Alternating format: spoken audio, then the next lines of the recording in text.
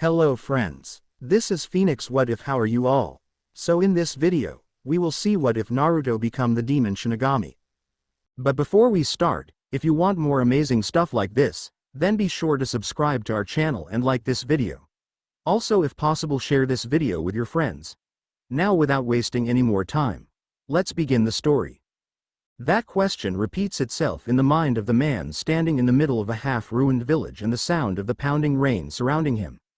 His ridiculous blonde hair still stood up even from the hard-hitting rain, his eyes downcast, looking at the ground. Namikaze Minato, the Yondaime Hokage, is a lost spirit wandering in the world of the living.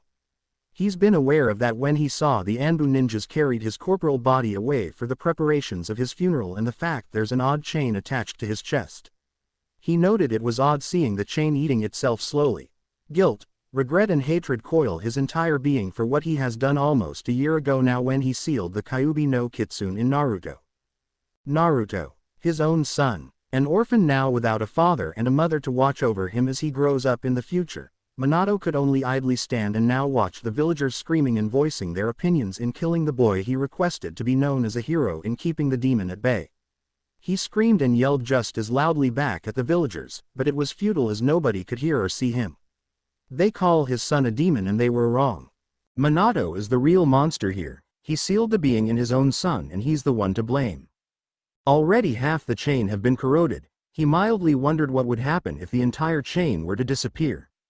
At the same time, he didn't want to know. A part of him screamed that something very bad would happen soon if he doesn't figure out what the chain means soon. I finally found you, a voice broke through the man's thoughts of despair and regret. So you're the one I've been sensing these past several hours, and it seems that your chain is still intact. That's a good thing. The man turns to the look at person addressing him only to find nobody. Look down.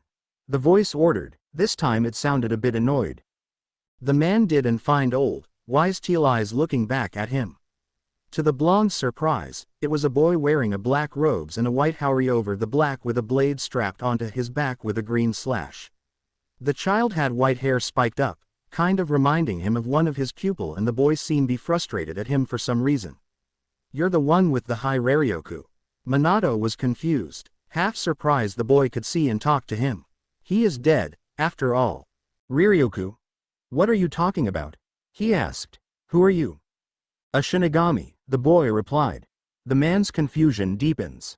The last shinigami I saw was a monstrosity. It's impossible for you to be one. Minato commented. He didn't notice the sudden tension surrounding him and the kid that claimed he's a shinigami, or maybe he's just imagining it. Why am I still here? I expected to be in the belly of a shinigami. It must have been the doing of this world's shinigami. Maybe he must have foresaw something from you to release you, the boy plainly stated, and he unsheathes his sword. Or it could be the fact you subconsciously somehow used your Ryoryoku to protect you. As of now, I'm taking you to Soul Society to learn how to control your power. It would be unwise to keep your abilities unchecked. Soul Society? By now, the Yondaime Hokage was confused to the point his head throbbed as if there's a hammer banging his skull from the inside. In your words, it's heaven. The boy explained. I'm going to do a kansa, a soul burial on you now. You'll be in Soul Society and your life will reset from there. I deserve hell, Minato states, his mood turning gloomy again. Just leave me be. If I were to not guide you to Soul Society and let you stay here, that chain on your chest will disappear in time. Once that's gone, you'll become a hollow, an evil spirit that will prey on the living and dead souls that have a high spiritual pressure like you do. That made Minato flinch, but the boy didn't seem to care.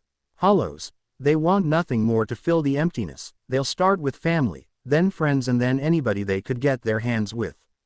Minato tensed up pretty quickly. No, he didn't want to hurt his child, not Naruto. Minato's despair came back at him with full force. He wouldn't take the life of his own son, will he?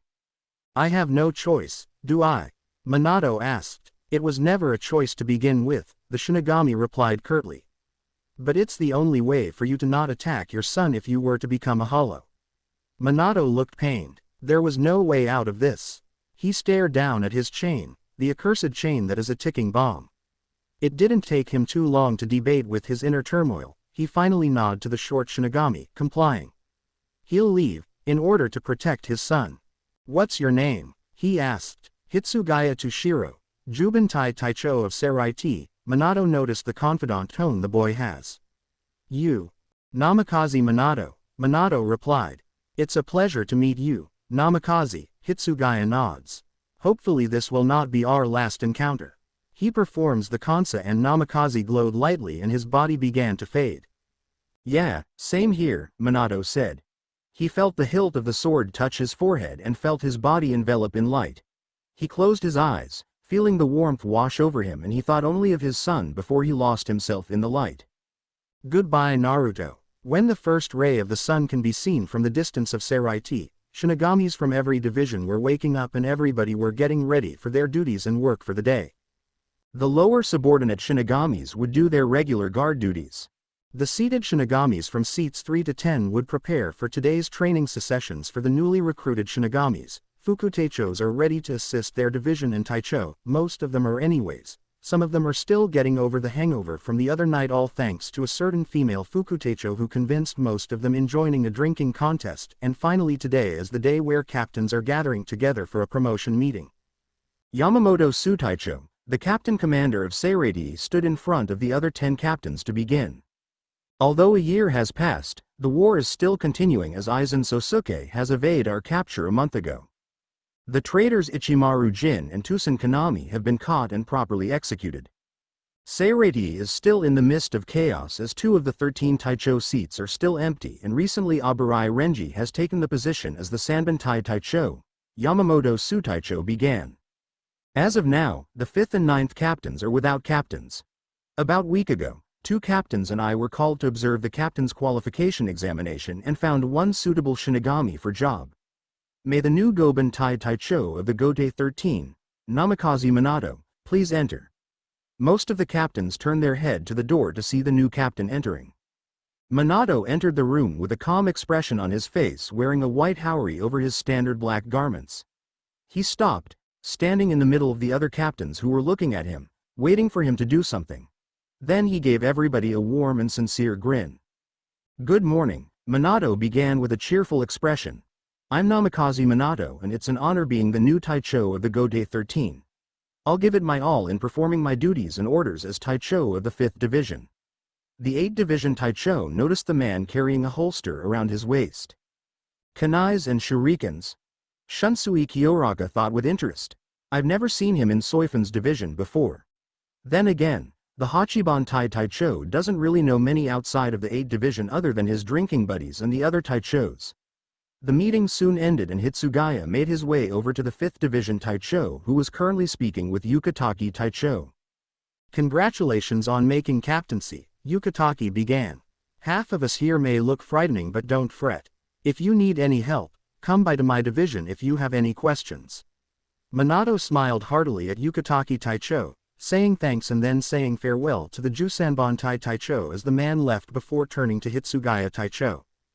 "Yo, Hitsugaya Taicho," Minato gave the short shinigami a playful mock salute.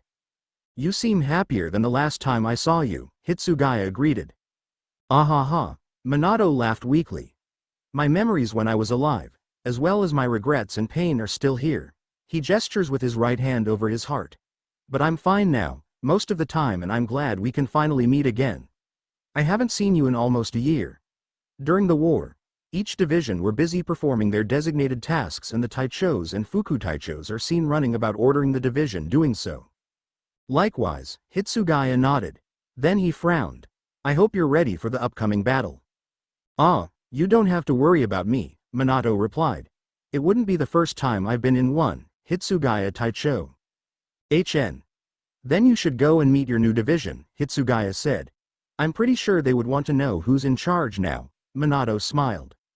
"Yeah, you're right. The faster I know them, the better we could get along." The blonde chirped, overly cheerful. "I'll stop by at your division later on. See ya." In a flash, the man was gone. The shorter Taicho blinked and sighed.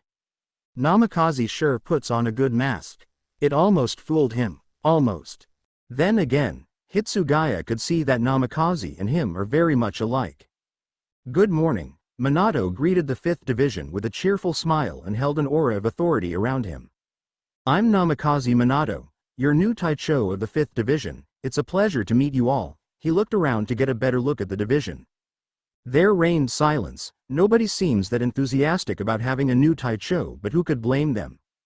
The leader of the Hollows was their former captain for a good 100 years. The betrayal ran deeper than the Saotaicho has expected.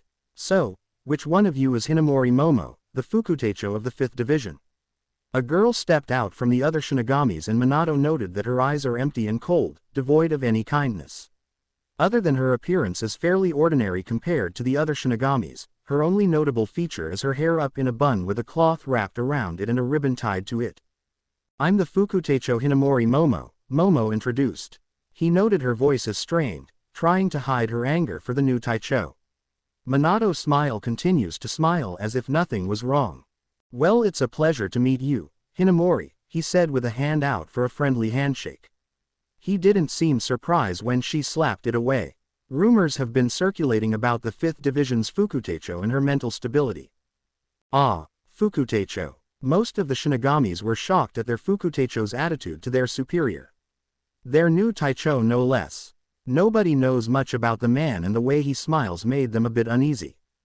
I will not accept you as the new Taicho of this division, Hinamori states coldly. You should have picked another division when you decided on being a captain. We are better off without you. From the faces of the other shinigamis, Minato could clearly tell she's been giving everybody hell. His cheerful expression became serious almost instantly. Ah, but Hinamori-kun, you're not the one making the decision anymore here. You were just acting captain until a suitable captain is chosen. It may sound mean, but you know the rules and regulations, Minato replied. There's a war that we shinigamis have to win to protect the balance of the living and the dead. As a new Taicho, I'm here to get the division back on track one way or the other. Though you might not believe, I can understand that after what happened, and I'm ready to gamble with whatever I have, even with my life. I really hope we get along just fine, really.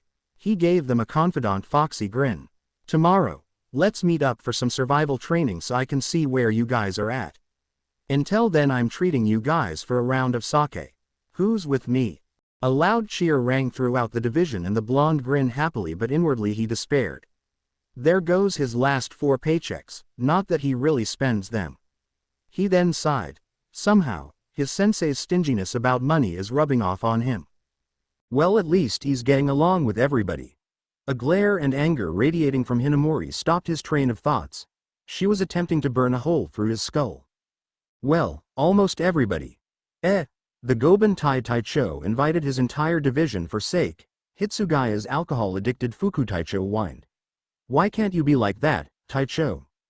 If I were to ever do that, you'll never get your work done, Hitsugaya replied as he finished another page of his paperwork. Now get back to work, Matsumoto. You still have your pile from yesterday. But I want to go and meet the new Taicho, Matsumoto pouts. Somebody called me, Minato's voice called from the window. The 2 10th Division higher-ups turned to see Minato sitting on the window ledge smiling brightly, giving them a small wave.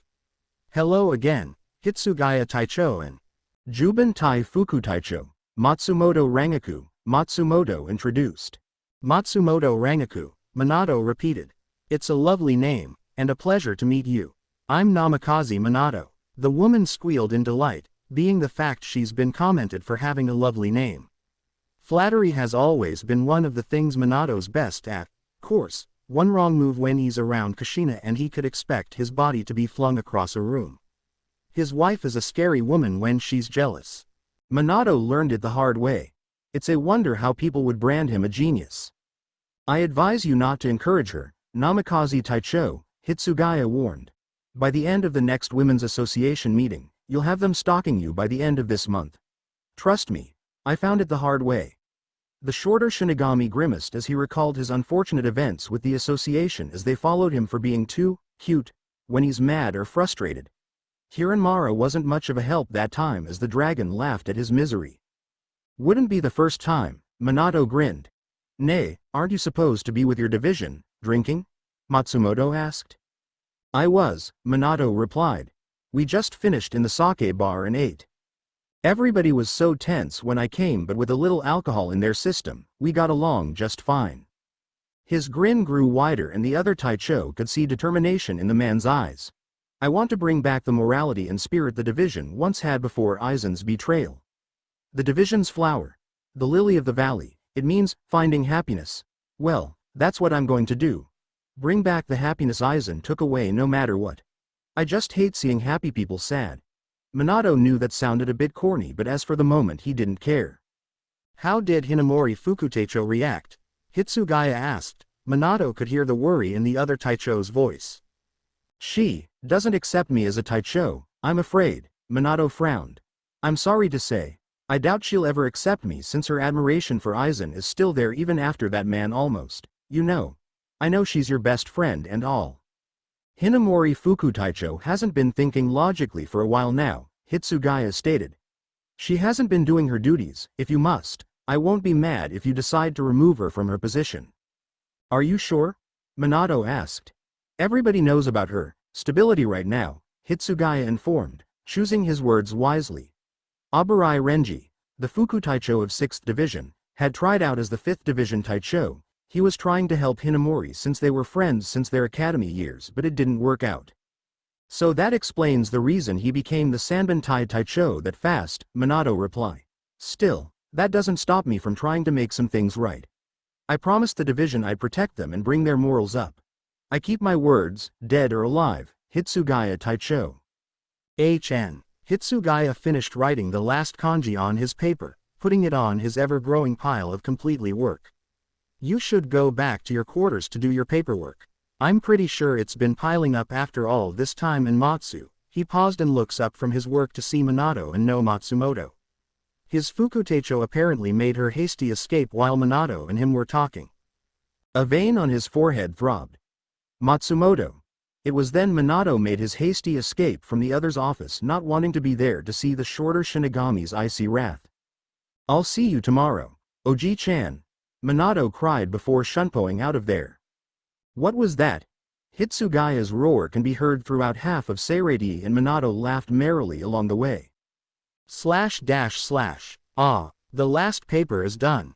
Minato sighed in relief as he set the last piece of paperwork on the top of the pile. Even in death he still has to do paperwork. Still, it was the best thing to do to pass time. Troublesome, but as a high-position leader, paperwork will always be price of a person with such status.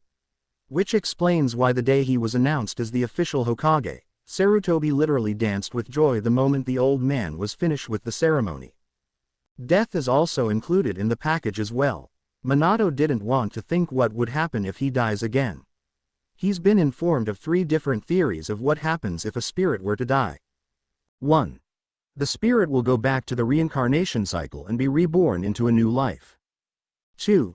They will burst into tiny spirit particles and become one with Seirei or Hueco Mundo. 3. The spirit will cease to exist, completely. Minato sighed and quickly pushed those thoughts aside. Dark thoughts like those would only irritate a certain spirit in his inner world, and he didn't want to be told off by his other half. His other is extremely snappish when Minato's brooding mood. In his right hand, an orb of blue Ryotsu forms, spiraling with energy. A small smile graces his features. Rasengan. He murmurs. He couldn't make his signature move out of chakra, and it took him years to finally make a Rasengan out of pure Ryotsu. He never has that much time to spend in practice on his manipulating his Ryotsu to perform jutsus he knew when he was alive. Mainly because he had no time as a Shinigami and there's no privacy when he needs it. The entire Gotei 13 is like a giant salon full of gossipers. Apparently there wasn't any action or news worthy of gossiping besides Matsumoto's drunken antics, among other Shinigamis, until Kurisaki's break-in with his friends to save Kuchiki Rukia and Aizen's betrayal 2 years ago. He didn't want to be a part of the gossip, since seeing he's one of those rare shinobi souls who manages to enter Soul Society and become a Shinigami. He didn't want to be bombarded with so many questions, or have Soifun order her entire division to beat the life, air, death out of him for any useful jutsus. She'll probably most interested in taijutsus, seeing that they can't use chakra at all and she's a hand-to-hand combat type of person. Thus, he chose to hide his shinobi background, and the only ones who know about it are Yamamoto Saotaicho and Hitsugaya Taicho. After 14 years, The man made a facade for everybody to see that he's just an ordinary shinigami with none of his skills as a Hokage. Of course, there will be questioning and suspicion when they see damaged trees and walls looking like a spiral. Grinning sheepishly, he could wave it off as his Zanpakuto's attack. It is believable since he rarely releases his Zanpakuto's Shikai and Bankai, and so nobody could argue with him since most shinigamis has never saw his blade in its true form. When he's alone, he could drop his mask and his smiles, letting the sorrow and guilt consume before putting his mask back on again. Once a year he'll have a day alone to think of his past. Holding important memories of the past is like trapping a beast in a small cage. Cornering a beast for too long can make them frightening mad to the point where they would struggle to break free and lash back at their captor. He sighed, watching his Rasengan vanish on its own. Then got out of his chair, pick up the pile of paperwork with both hands and carry it to the administrative office. It's late, Minato wants to sleep and prepare himself for tomorrow's agony. War is a hellish event. War is hell in general. Blood littered and flayed everywhere. Shinigami and Arankars alike are dying, and the only thing that's keeping them alive is one absolute rule in a war: to kill or be killed. It's never a pretty sight or a memory a person would want to remember. Minato knows from experience. He can recall the Third Great Shinobi War clearly and could probably give anybody a clear detail about it. So many good shinobis were lost that time, and he lost a dear student in a mission. Had he came earlier, he would have been able to save Obito. His mind would wander what has become of Kakashi and Rin these past 15 years, but right now isn't the right time to do so. Now he's facing another war, and this time he's facing Arankars and Espadas as enemies rather than going against enemy shinobis. In just 6 months, the man has brought up the division's morale by a lot, and training them was agonizing slow. Apparently Hinamori Fukutecho hasn't been doing her duties at all, causing the man to go through a long process on getting the whole division back to shape. It helped the division a lot, especially in Hueco Mundo. So far they have the least amount of casualties so far compared to the other division. The 4th division is behind the rest as they treated the injured, with Unohana Taicho standing by, and Yukataki Taicho stayed behind as he receive and send out orders and reports. All the other division and Taichos are battling for their lives and bringing the downfall of Aizen as the madman made his last stand in his dome palace. 2 days earlier, Minato had a meeting with Yamamoto Saotaicho and received horrifying news. Flashback. You can't be serious. Those 4 words were the only thing that the blonde could say at times of distress and chaos. In reality, after the Saotaicho finished briefing the man, Minato had to squash the urge to charge straight into Hueco Mundo to raise hell alone. Minato just want to deny the information the Captain Commander himself just informed him. Aizen is planning on invading his world, his home. Konoha. I understand from reports of the other captains over the years that Konoha have the highest reading in the Raryoku count, Yamamoto droned. And it's a possibility that Aizen will go after your village. It didn't take an idiot to know that. But what you told me 14 years ago, the barrier surrounding my home dimension prevents any outside forces from coming over. That means shinigamis and hollows with no exception. Every once a year, the barrier will weaken just for one captain-level shinigami to cross over to the other side to perform our duties and come back before the barrier comes back up. Minato said, the barrier won't drop for another 6 months, so how can Aizen invade my home? We believe during Aizen's time as Gobentai Taicho, the man has gathered information your home world, incorporated with his experiments, and found a possible way to bypass the barrier. Yamamoto replied. Minato tried his best not to flinch. He was hoping the Captain Commander didn't say that. It just made it worse for the blonde's inner turmoil. You're not here just to tell me that, are you? Minato asked. Sharp, as I expected you to be, Yamamoto commented. There has been theories of Aizen having allies in the other who helped supply the traitor knowledge in possibly creating a portal to your home. None of them would be insane in doing that unless, Minato hand balled up to a fist, shaking slightly. Aizen promised them power and lots of it. In his mind, he could already calculate who would want power and those who would be willing to trade their shinobi brothers for it. Which is why if Aizen were to ever follow through his plans before we could destroy his portal, you can consider that done, Minato replied, nodding in confirmation, eyes still determined. And if you were to fail that mission? The bearded captain asked. If I were to fail from stopping Aizen to go through the portal, I'll follow the man and hunt him down from there, Minato replied. I won't stop until I wipe him out. With conviction in the ex-Hokage's voice convinced the oldest Taicho in Seraiti that the shinobi-made Taicho would not let him down. If that were to happen, I want you to find Aizen's allies and dispose of them. Also, do you plan on returning home to Konoha? Yamamoto Saotaicho asked. The man's desire to go back home between the three Taichos was no secret. Yes, there is someone I want to see before completing the mission, Minato replied. As long as you don't interfere with the living then that is fine, Yamamoto replied. However, you must remember you are no longer among the living. It will only make it harder for you in the end. I understand, Minato's gaze became distant but it still held determination. Now head back to your division, Namikaze Taicho, Yamamoto dismissed. The orders and plans for the battle in 2 days' time will be waiting on your desk. Prepare your division and yourself for this battle will be a hellish experience. Minato bowed one more time before leaving the 1st Division office. Flashback end. Ahaha. One of the 3 Arrancars he's currently going against laughed as the blonde went on defense, trying to push the man into a corner while his entire division was going against an army of Jillians. Given up yet, Chibi Taicho? One of the Arrancars mocked. Rumors had it you just barely mastered your worthless Bankai. Minato's left eye twitched. Does the man even resemble anything like a chibi? And it's been almost a year since he mastered Bankai. Thank you very much. He didn't want to say anything knowing this Arrancar could chatter non-stop if given the chance. We bet it's incomplete, just like that shorty Taicho, the 3rd sneered. Well, is it? Instead of taking the bait of the Arrancar's taunts, Minato did the opposite and just grinned. It wasn't like his usual grin he'll give back at Seraiti, it was cold and his eyes looked a bit feral. This shocked the 3 though they quickly recomposed themselves and glared at him back.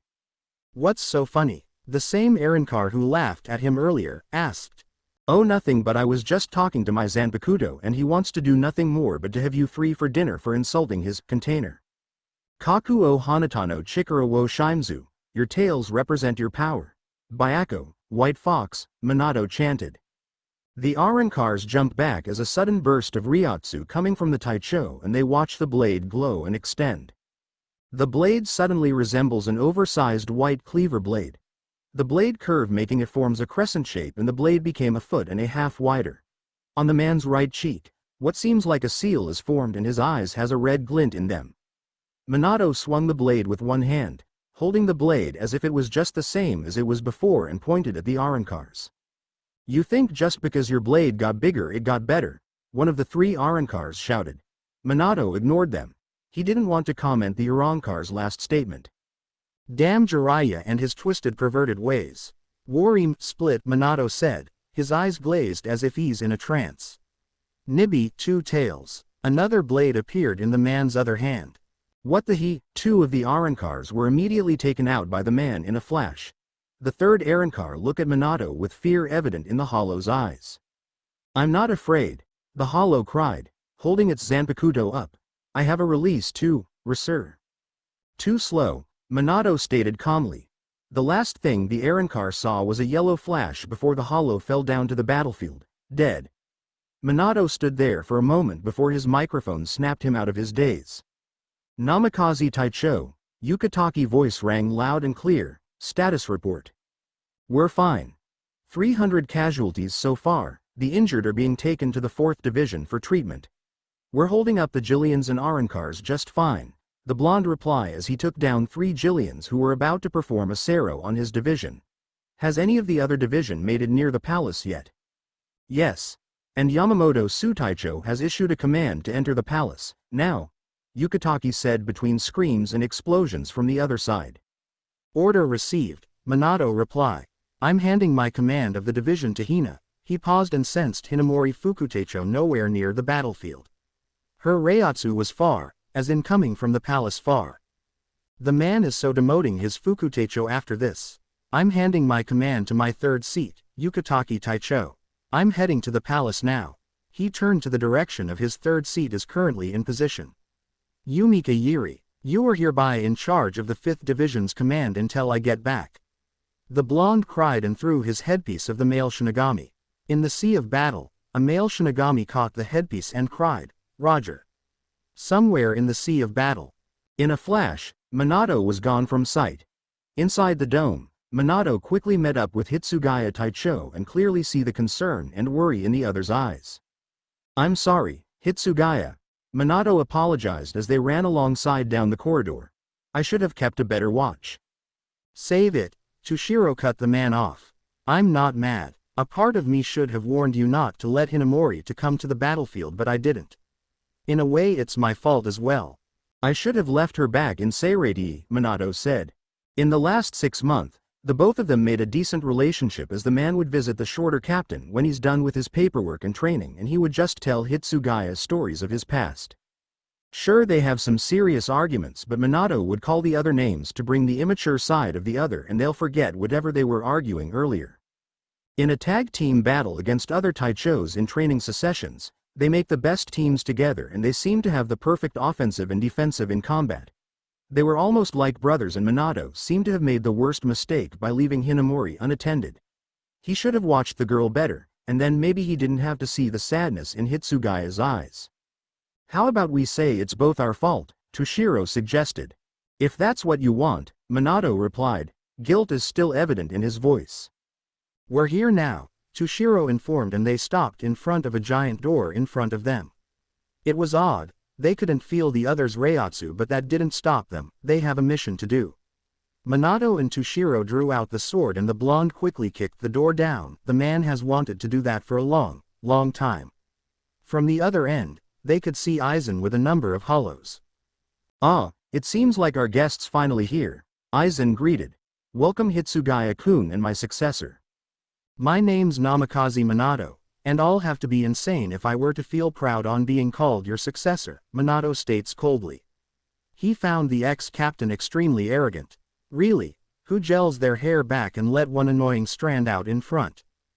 "Damn bastard. That's a bit too cold, but it's just as I expected from a shinobi like you." If Minato was surprised, he didn't show it. "How long have you known about that, Aizen?" Toshiro demanded. "You could say a very long time now," Aizen replied. Minato glanced the room and sensed for Hinamori and the other Taichos. They should have been here by now. "Unless, they won't be coming, if that's what you're thinking," Aizen informed, as if he was reading the man's mind. His attention turns to the weird contraption behind him. Minato, being a seal master, he has recognized most of the seals engraved on the contraption. Those seals are ninja seals," the man cried, completely livid, and his reiatsu leaked out of his body like a waterfall. You stole them from the shinobi continent." "Do you understand what they can do?" Toshiro asked. Minato shook his head slightly, indicating a no, but in his guts, he had a bad feeling about them. "These seals were provided to me by a snake," Aizen replied metaphorically. "It was a simple task to convince missing nins in exchange for power." The word, snake, registered in Minato's mind, and he quickly made the connections. "Orochimaru," he hissed. He thought, and then vow if he ever gets the chance, he'll kill the snake Sanin and send the bastard to hell. It's a good thing Yamamoto gave him the permission to do so. "Just what is it that you want from the other side?" Minato asked. Aizen gave him a cruel smile. "Why should I tell something like that to a being inferior to me?" he replied, releasing his spiritual pressure. The trio struggled to stand as the same with the espadas and arankars. Minato caught a glance at Aizen drawing his blade and disappearing. His training he received as both a shinobi and shinigami allow him to track the man no matter how fast he went. He expected the man to go after him, but instead Aizen did the opposite. "Hitsugaya, watch out!" Minato cried, pushing a healthy dose of reiatsu to his legs to negate the effects of Aizen's. He instinctively shunpo and tackled the shorter shinigami down, saving his friend but with a price, as he felt blood pouring down his side. "Namikaze!" Toshiro cried out. The normally stoic Taicho felt frantic for the first time in a while, seeing the blonde bleeding heavily. "Impressive. You were able to break free from my spiritual pressure." Aizen stated the matter as if it was a bad thing. "You have gotten stronger since I last saw you in Tusen's division as a third seat. But then again, you could have just easily overpower any Fuku Taicho when you wanted to. Maybe a Taicho even without a Bankai through that tainted soul of yours." "Hypocrite," Minato snarled, one hand holding his profusely bleed wound. "If you go to the other side, I will personally hunt you down and kill you." Tough words for a child who's about to die, Aizen states. Why do you bother using such strong words when you're at the weakest? Hitsugaya couldn't move, not because he can't but being trapped under the bleeding Taicho. One move can worsen the man's condition, judging by the wound alone. He could also feel the blood drenching itself onto his own robes. Aizen made his way casually back to the device. If you must know, Minato-kun, I've been looking into the subject of Jinchurikis and the monsters residing in them. The man looks at them with cruel and cold glance of victory. And the power they will have if I were to change them into a hollow. They'll make a fine group of espadas, won't you agree? And the Kyuubi no Kitsune, he'll be the finest espada to ever walk our plane. Minato felt his heart sank and his face paling, not from the blood loss though. He was paling of the fact Aizen will be after Naruto. The reason why he came to Soul Society in the first place. To protect his son from becoming a hollow. He was dimly aware of the noise coming from the contraption and the light blinded him for a moment. The man was in a temporary state of shock. Footsteps were marching towards the light and disappearing to the other side. Aizen was the last to go. The hollows are moving. They're invading his homeland. They're going to invade Konoha. They're going after Naruto. No, he thought as he furiously struggles to get up. His shinobi instincts were kicking into overdrive. He soon realized it wasn't just his shinobi instincts, nit his parental instincts as well. He wants to go and protect Naruto from the madman even if it would cost him his soul. He'll be damned if Aizen does lay a finger on his boy's hair. He fell to his knees as a wave of pain spread throughout his body and every nerve of his body screamed in protest. He would have fallen back again if Hitsugaya didn't catch him in time. The man could see a speck of his blood on the Tensai's face. We're going to have to retreat and regroup, Toshiro informed. Minato looked back at the boy as if the teen was a lunatic. No, have to go back to Konoha. Minato struggled to speak as a trail of blood dribbled down his chin. You can barely move, Toshiro replied. His attention turned to the device and the light was fading. On the side they could make out some words. Self-destruct sequence in 10 seconds. Well, damn. If they don't go through soon, the device will be destroyed and Minato doesn't want to wait another year for the Senkaimon to open up. Who knows if Naruto will still remain a human or become a hollow till then. Aizen's after my only child, Minato replied. He could feel the boy tensing under his weight. If Naruto dies and becomes Aizen's new puppet, I'll never forgive myself. With or without you, I'll go through this portal by myself if I have to. Yamamoto Saotaicho gave me permission. He pushes his body off his Hitsugaya and staggered before falling again. For the second time, the shorter Shinigami caught him. Well, if that's the case, then let's go, Toshiro said, looking up to the blonde. Minato stared at Toshiro with disbelief before looking eternally grateful. Thank you so much, Minato said before coughing up some more blood. Just don't die and then we're even, Toshiro warned, shifting the man's weight a little before shunpoing to the light. Not even a second later, the entire palace became a building of inferno as multiple explosions can be heard coming from it. Many took cover as random burning objects were sent flying everywhere. Is everybody all right? Yukitake Taicho called out into the intercom. Yes. But Taicho entered the building almost 20 minutes ago. Matsumoto responded through the intercom. I can't sense his Ryotsu. This is third seat Yuri from the 5th division. Namikaze Taicho entered the palace around that time as well. Yuri replied, you issued that command yourself. Yukitake frowned before connecting the dots. Aizen must have hacked through communications and took those two away, and they fell for it. Do you accept this, Hitsugaya Taicho? Kion of the 13th division asked. I will comply, Hitsugaya replied. Tell Yukitake Taicho I'm leaving as soon as the barrier drops and he doesn't have to see me off. Kion instantly vanished as she shunpo back to the 13th division. Hitsugaya Toshiro blinked, not expecting this request. Apparently Yukitake has fallen ill again and the Jusanbantai Taicho has requested for him to take his duty on going to the shinobi continent to send the plus souls to the afterlife and take care any hollows before dumped a pile of gifts to the young genius. It's only been 3 years since Toshiro was last there, 3 years since he sent Minato to Soul Society. Which is the reason why he's standing in middle of the forest just under the execution site. He waited until he heard a rustling of tree branches and a figure appeared in front of him. Oh, good afternoon, Hitsugaya Taicho, Minato greeted with a cheeky smile. Toshiro acknowledged him with a nod.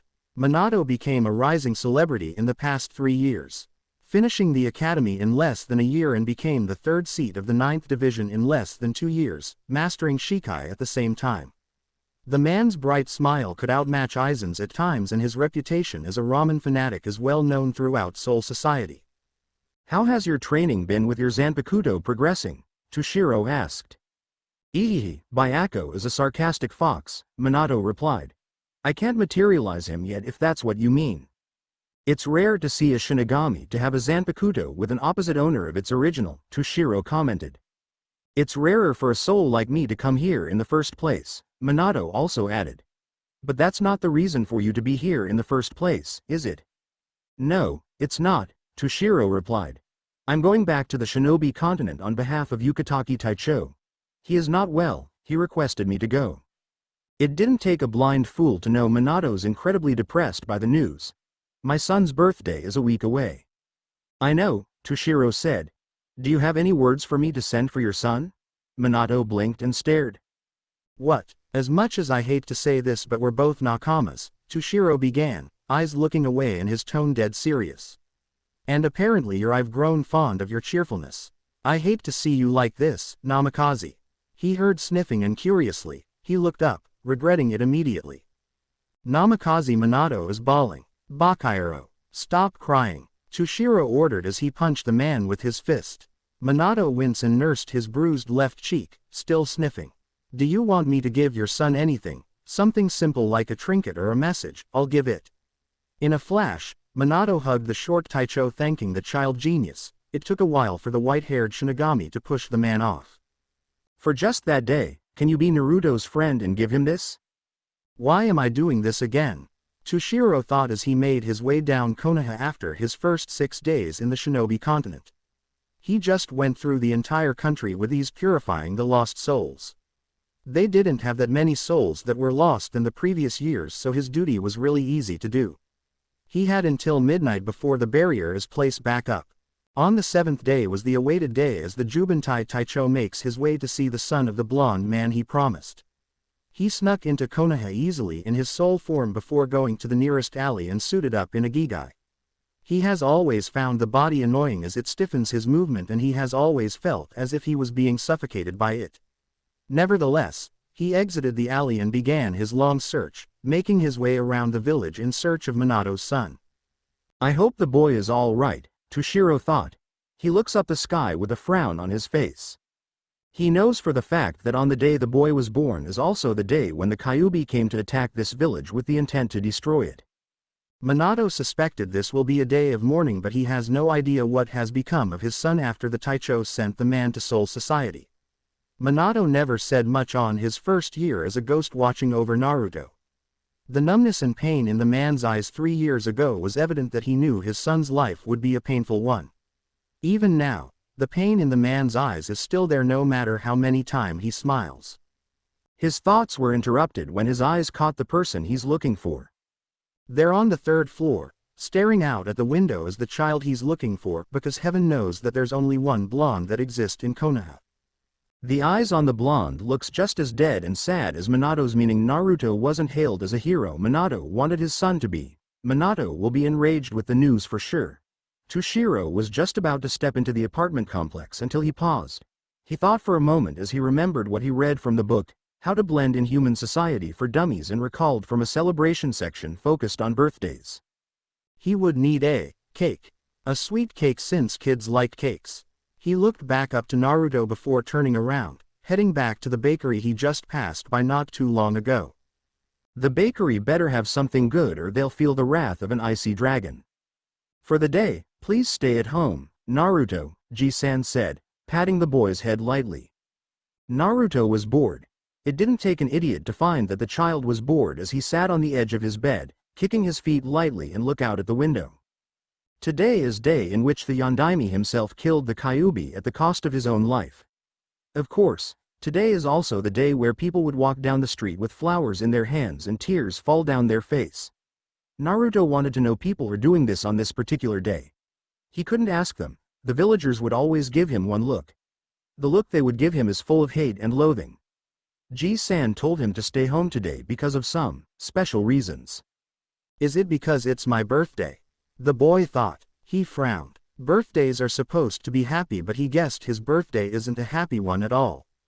A knock on the door stopped the boy's trail of thoughts as he turned his attention to the door. He frowned. Ji-san said nobody would visit him in the day. Curiously, he got out of the mattress and cautiously made his way across the room and opened the door slightly.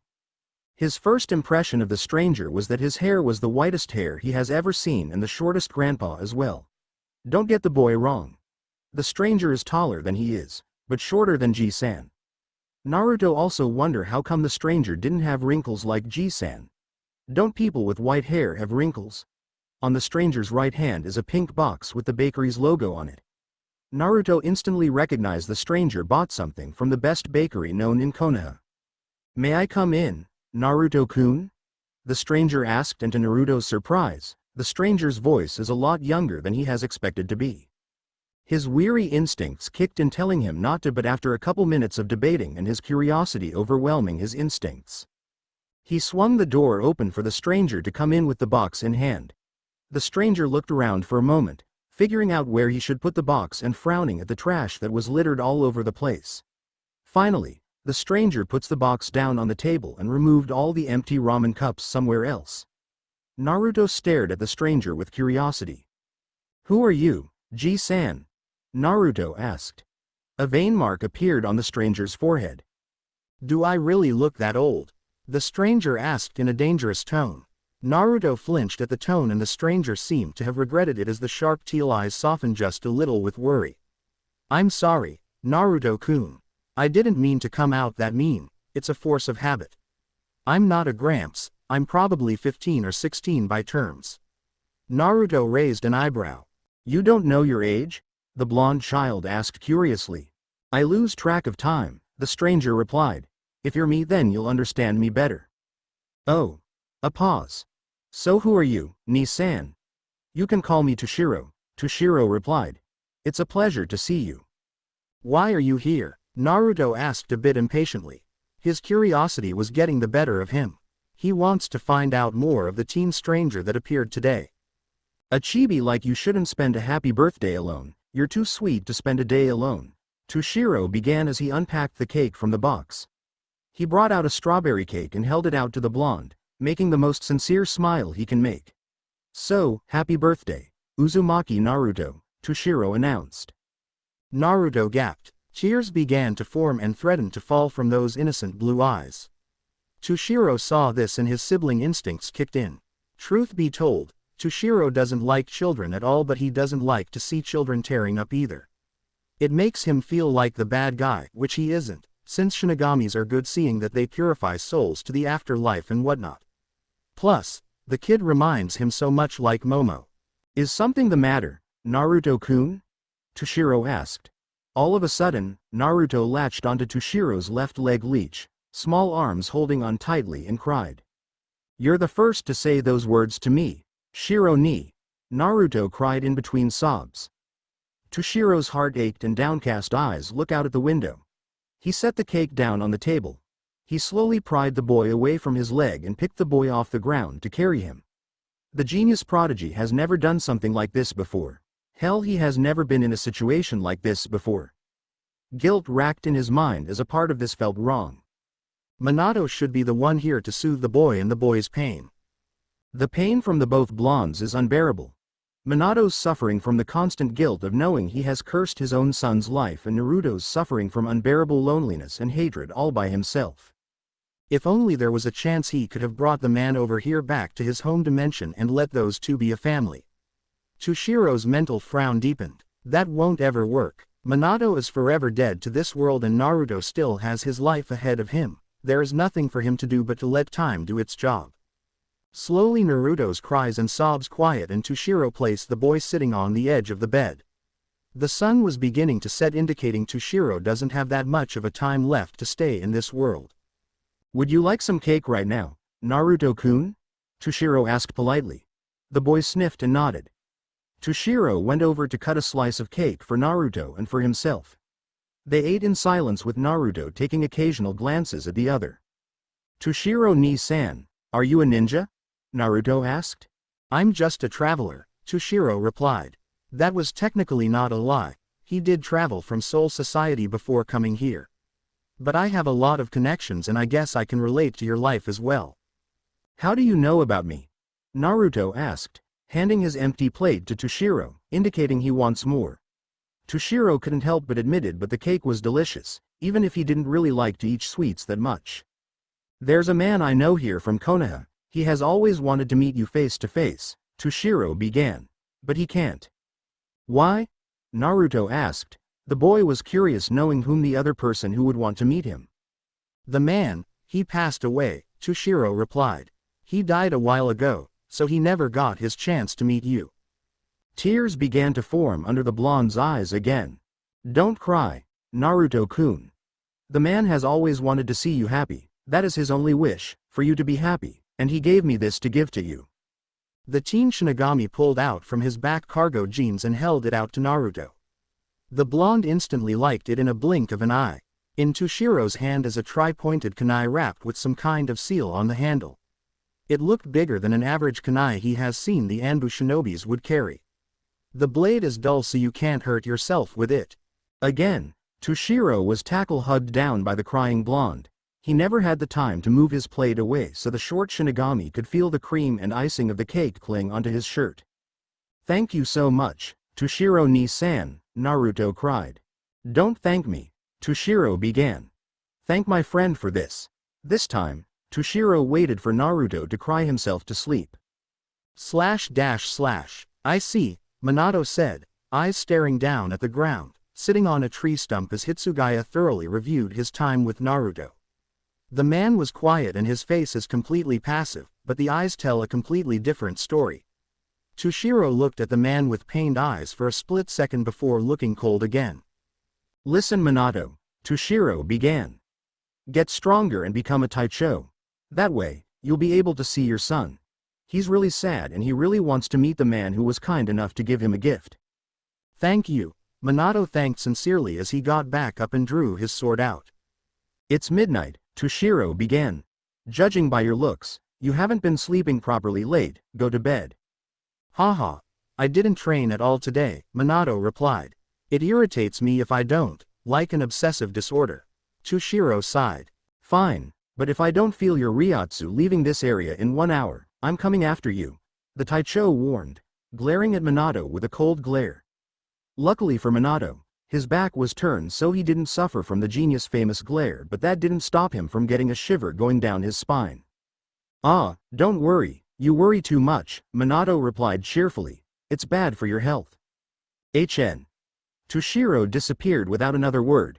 He knows that he couldn't look at Minato straight in the eye and expect the blonde to smile after the news.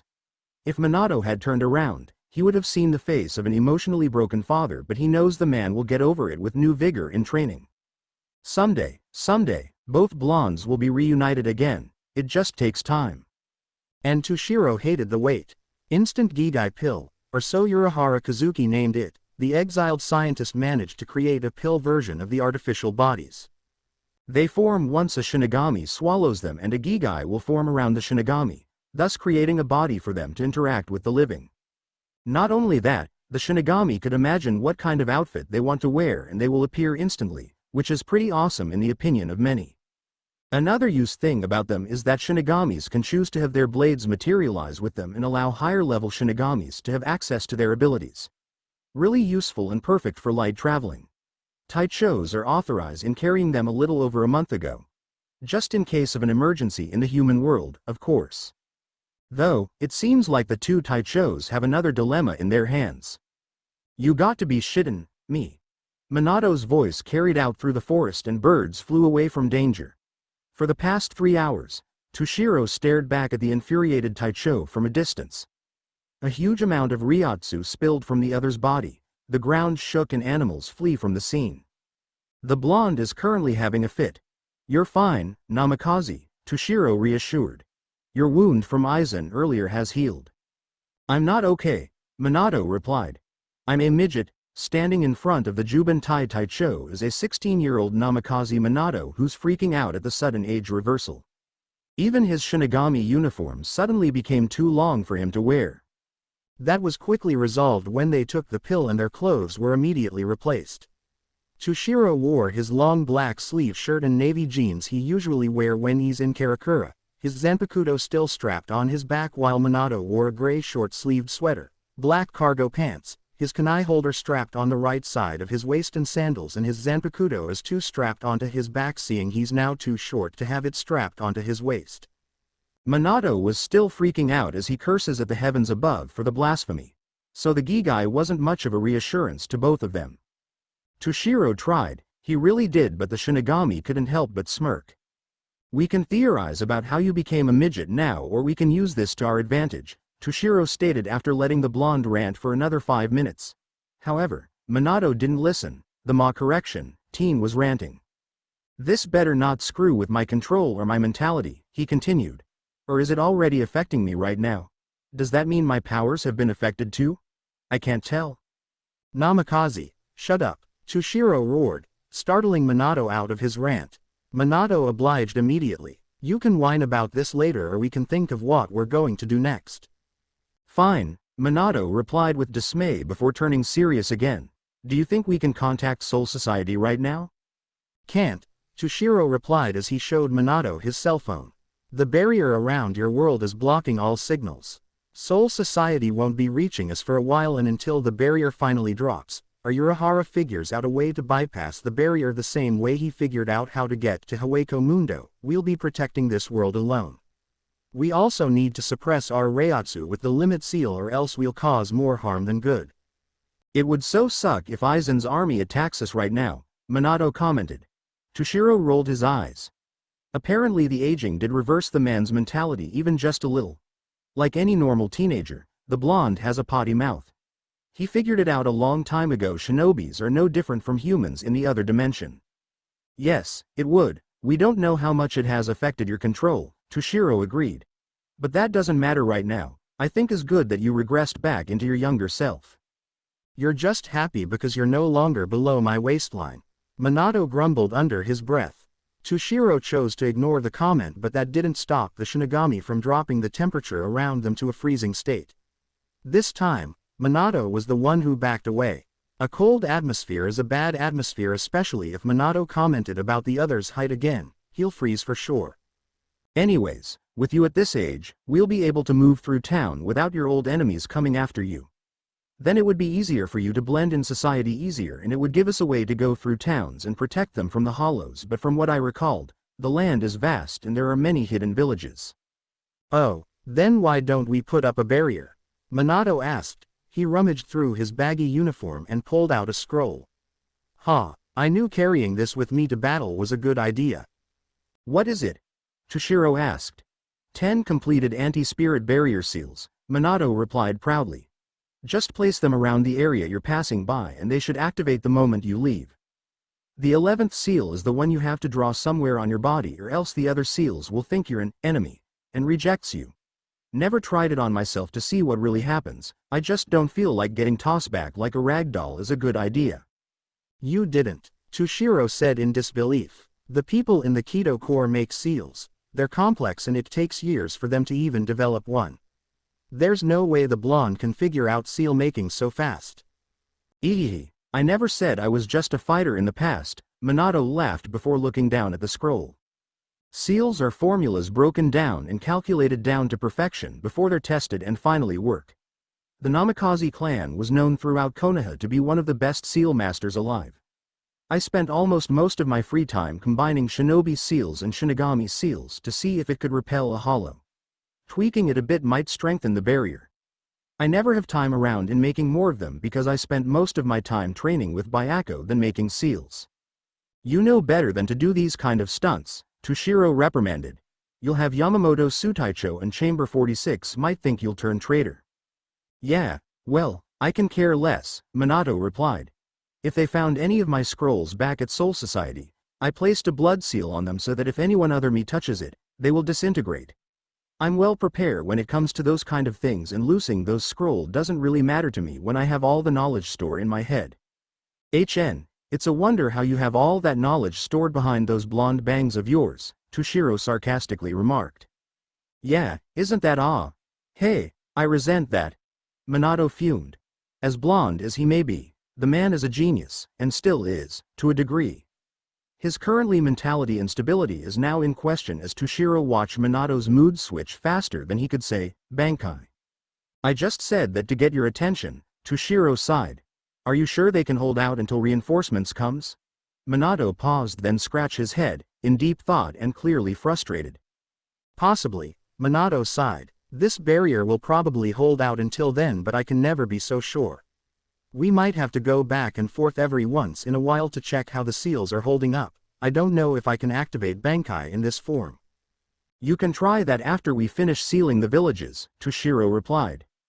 I can try adding a seal over another seal, but that would take a lot of time. As I recall in my studies, layering seals takes more time drawing it than formulating one.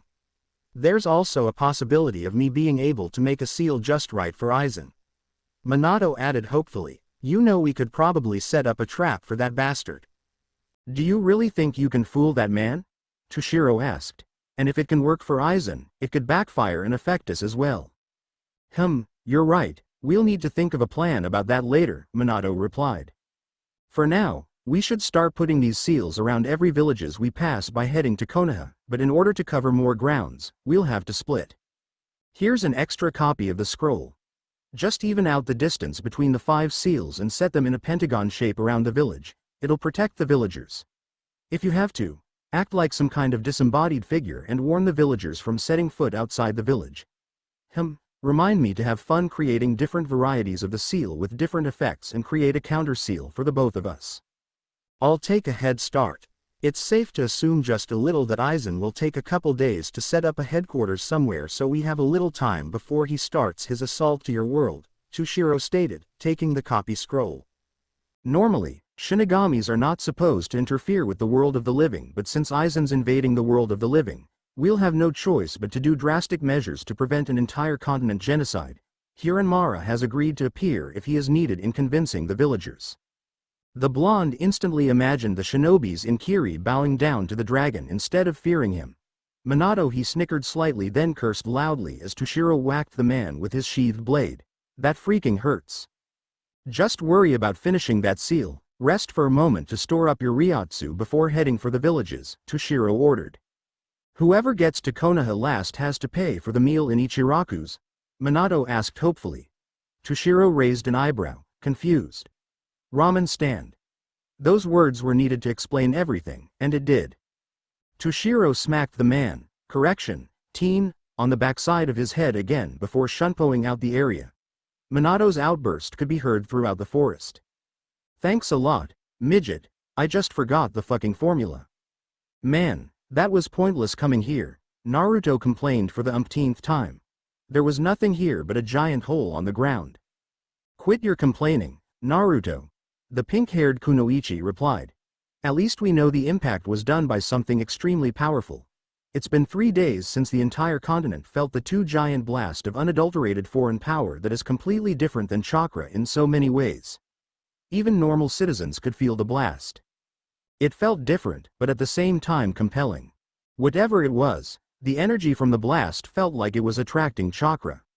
Something about the impact just made the people to just want to go and know what the hell was it. Tsunade ordered Team 7 to go with Jiraiya and investigate the site of the first impact bordering Iwa, Suna and Konoha's borders.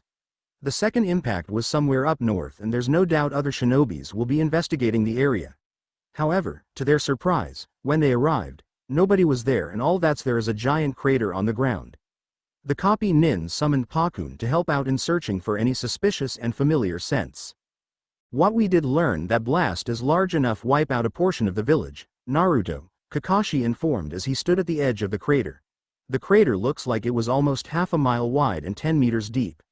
The trees around them were vaporized, so it seems.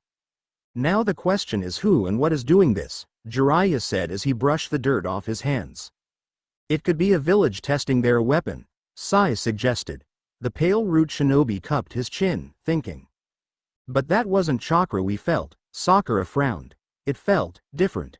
Especially this impact felt hollow. And it couldn't be the Akatsuki, seeing the energy doesn't have a Biju feeling in them, Jiraiya informed. Naruto blinked. Meaning, his group sighed. Their blonde teammate seems to still be the slowest thinker, even after his 2.5 years training with the Toad Sannin. There is a possibility the power that caused the impact isn't from any village or from this continent at all, Kakashi announced. Pakun paused from the area he was sniffing, looking up and sniffed the air.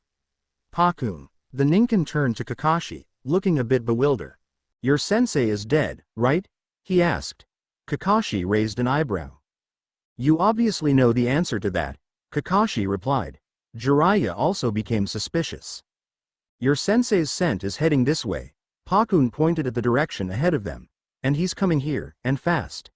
Hearing this, Jiraiya turned to the group. The three of you, hide now. He ordered. At first, the teens were equally confused before they complied and hid themselves among the trees approximately 10 meters away from the crater. Kakashi, Pakun and Jiraiya did the same. They waited. And waited for what seemed like an eternity, which for a certain blonde, it was. Then they heard rustling among the tree branches and a cloaked figure jumped out from the trees and landed right next to crater. The figure pulled down their hood and the leaf nins held back their gasp that would surely give them away. Jiraiya placed a hand over blonde teen to keep the boy from shouting. Of course, the Sannin looked ready to have a heart attack there and then. A teenager. It was not just a teenager, but also a teenager with blonde hair and clear blue eyes like Naruto. They can be close enough to be pass off as twins. Who is he? Sakura whispered. The blonde down there couldn't be related to Naruto, could he? Otherwise everybody would have known there are two blondes running around Konoha. He looks almost like Dickless here. Sai stated the obvious as they examined the other blonde down there examined the crater. But unlike Naruto here, he seems to know what's going on here. MPH. Naruto cried, shaking his right fist angrily at Sai. Jiraiya and Kakashi stayed quiet, eyeing each other once, not believing what they're seeing. The blonde down there was no ordinary blonde, that's for sure. That blonde is an exact splitting figure of Namikaze Minato in his younger years. The former Yondaime Hokage, the man who once was Jiraiya's student and Kakashi's sensei. What shocked them the most is how the blonde examining the ground with what seems like regret and anger on his face. Aizen and Co was here all right. This place reeks of hollows, the blonde's nose wrinkles with distaste and disgust. So many Arankars, if only I had the power to stop them from coming here, I didn't want to come back here like this. Thunder rumble from above and the shinobis look up, surprised to see lighting when the sky was clear just moments ago. In a flash, Minato disappeared from the spot he was standing. Where did he go? Naruto asked. Then they tensed when they felt a presence behind them. You know, Minato began from behind the shinobis. This kinda reminds me of my genin test with you, Jiraiya-sensei. Needless to say, 3 of the 5 in the group failed to connect their kunais with the lone blonde. Minato was already back standing at the spot where he first entered. Right, it's nice to see you guys again too. You could have stayed down here when I was coming, you know. It's not like I'm going to attack you guys. Should we go? Sakura asked, uneasy and surprised how easily the blonde could sneak past them so easily. He could have them killed if he wanted to. But he didn't. Does that mean he's not an enemy? When we get down there, stay right behind me, Jiraiya ordered. Kakashi and I will tell you if we need help or not, if the kid down there is a threat or not. The teen shinobis nodded in response and jumped down the branch, landing a distance away from the lone blonde.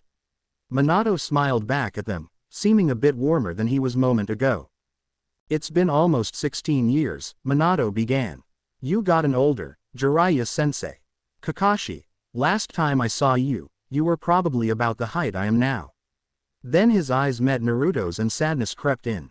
And Naruto, you've grown, and I missed out so much of your life. Naruto was surprised how his look-alike seemed to know about him and he knows nothing about the newcomer. Do I know you? Naruto asked. Minato flashed a strained grin. Maybe, maybe not, Minato replied. Before Naruto could protest at Minato's cryptic answer, Jiraiya asked Minato. Are you really him? Jiraiya asked. What do you think? Minato asked then paused. We had a drinking contest once, Minato began fondly. You lost to me and the bathhouse was perverted free for 2 weeks. Naruto made a face. How in the world did you pull that off? Minato blinked and then laughed. It was either that or I'll rat the man out for plotting to peek at Tsunade-san again, Minato replied with a wide grin on his face. If you haven't heard about it yet, he almost died the first time he was caught. They don't need to know about that, Jiraiya grumbled. Ah, but it's always been fun to tease you, Minato replied, still grinning. Shut up, brat, Jiraiya cried. The blonde laughed. Riling you up has always been a gift, Minato said as he slowly calmed down and his eyes shinned with amusement. But how is this possible? Jiraiya asked. Minato's amusement never seems to have faded, but the sadness was still there. This is not some crazy zombie reanimation, just so you know, Minato replied. But I can tell you my body is very much fake, not another shinobi body like the reports of Orochimaru's sickening jutsu. I'm only going to be here for only a short amount of time though. Don't expect me to be here forever. Wait a minute, what do you know about that Habiteme? Naruto asked. And what are you talking about being here for a short amount of time?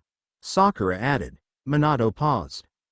I should be reporting this to the current Hokage about this information, but as a former student of Jiraiya, he has every right to know what's going to happen to his former comrade. Minato sighed. Orochimaru has violated the realm of the dead and has supplied a traitor Shinigami seals, and hence I have been given the orders to execute him. Traitor Shinigami? Kakashi asked. Minato froze, and then face-palmed himself.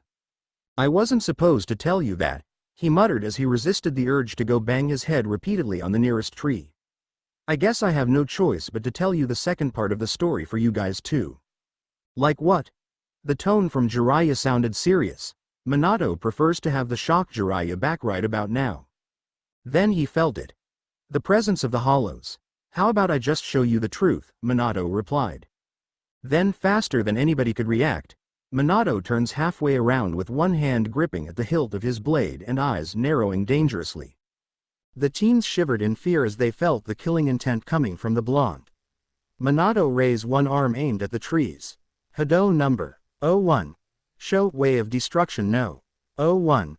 Thrust. Suddenly, an invisible force thrust the trees, snapping them in half, and out jumps three figures in white, and the shinobis watch in amazement as they try to process how those newcomers managed to stay afloat. That little midget managed to spot up, one of the three white figures commented sourly. No shit, another one replied mockingly. What tipped you off? That destruction spell. He looks pretty weak. Who are they? Jiraiya demanded to the lone blonde. Bakudo number 09. Geki way of binding no. 09. Strike, Minato chanted again. This time, he pointed at the shinobis. He watches as the five was quickly engulfed by a red light, paralyzing them in place. What the hell is this? Naruto cried, struggling through the binds through no anvil. It's no use trying to get out of them, Minato shrugged as he pulled out 5 kunais out of his pocket and tossed it at them. The weapons landed in a perfect pentagon shape and Jiraiya noticed first of the seals and the complexity in them. These are the only things that will keep you alive if anything were to happen to me. Carry those back to Konoha and place those seals around the village. These seals are a bit peculiar, Sai commented. He was strangely calm, but the other shinobis expected that from the pale ninja. I made them myself, Minato replied. They will create powerful barriers to protect you until my comrades from Seireiti comes. Seireiti? Is that where you have been all this time? What are you trying to protect us from? Jiraiya asked. What the hell is going on here, Minato? I want answers from you, now. Minato raised his blade up at eye level and slowly shifted his body to a defensive position. You want the truth, fine, Minato replied as he pushes his soul out of the Gigai, and he stood proudly with his black and white robes with the kanji number 5 on his haori. It wasn't as long as it was 3 days ago, as the blonde actually stopped during that time and readjusted the uniform's length. Reporting. Goteiju Santai's Shinigami Goben Tai Taicho, Namikaze Minato. Objective.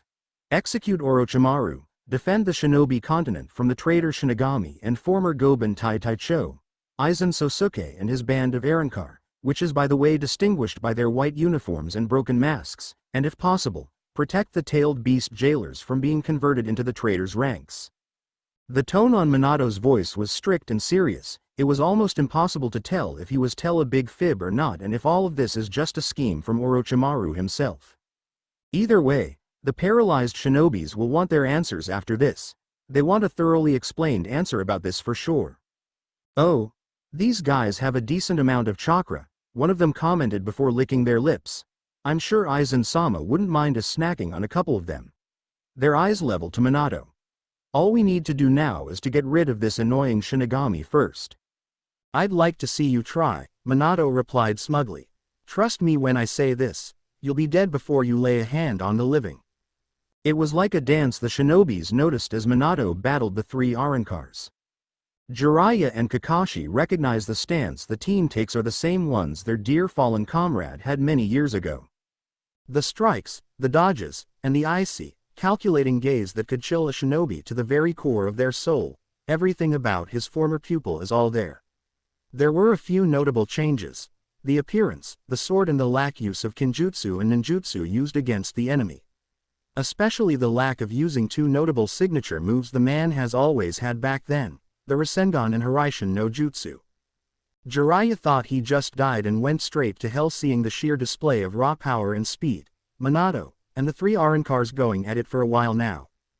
The pressure coming from just one stroke of the blade was just enough for the ground to split. The shockwaves of power went by each shinobis and they could certainly feel some unknown force crushing their very soul. It was no doubt the blades the four carried has a secret power in them. The Sannin may be a super pervert, but he's a very perceptive and insightful super pervert. So far, he still doesn't really believe it, former pupil seems to be holding his ground against them. Jiraiya has always mused that it's always the shorter fighters that could pull off narrow dodges and faster movements than taller ones. Minato is a tad shorter than Naruto. His age and his assumptions were proven right as he could tell the Shunshin no Jutsu wasn't being used by any one of them, it was pure speed and foot movement. There were no puffs of smoke left behind and that is evidence enough that they weren't using a jutsu.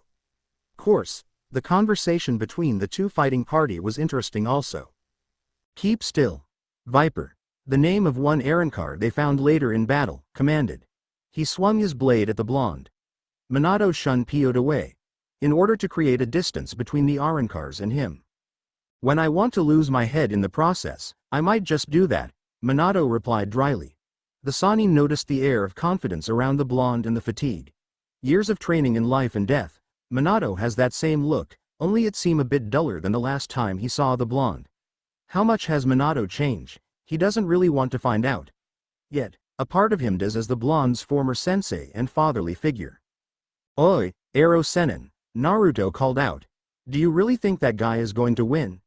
A giant explosion followed soon after the question left the blonde's mouth. Somewhere during that time, a charred arm was seen lying on the ground. Luckily, it wasn't Minato's. You fucking Shinigami. You will pay for this. The now one-armed Arankar, Gord, Minato believes it's the name of the Arankar, roared. The shinobis noticed a slight burn marks on Minato's hand but the blonde still didn't show a sign of pain or weakness. This is dragging on far too long, the second Arankar, Sensa, pointed out the obvious. Thanks, genius, Viper spat. But you're right, we should hurry and finish this bastard so we can destroy Konoha and those shinobis the Shinigami is protecting. I don't care what you guys are talking about, Gord hissed. I'm ripping this Shinigami to shreds and get him back for what he did to my arm. A sudden surge of Ryotsu came from Arankars and Minato cursed mentally. Resurrections. Destroy, Sows. Strike, Leviathan. Gouge, Lobos. The pressure felt a lot stronger when all of a sudden the three white figures' appearances changed into something much more deadlier and feral looking. Minato almost fell to his knees again from the pressure.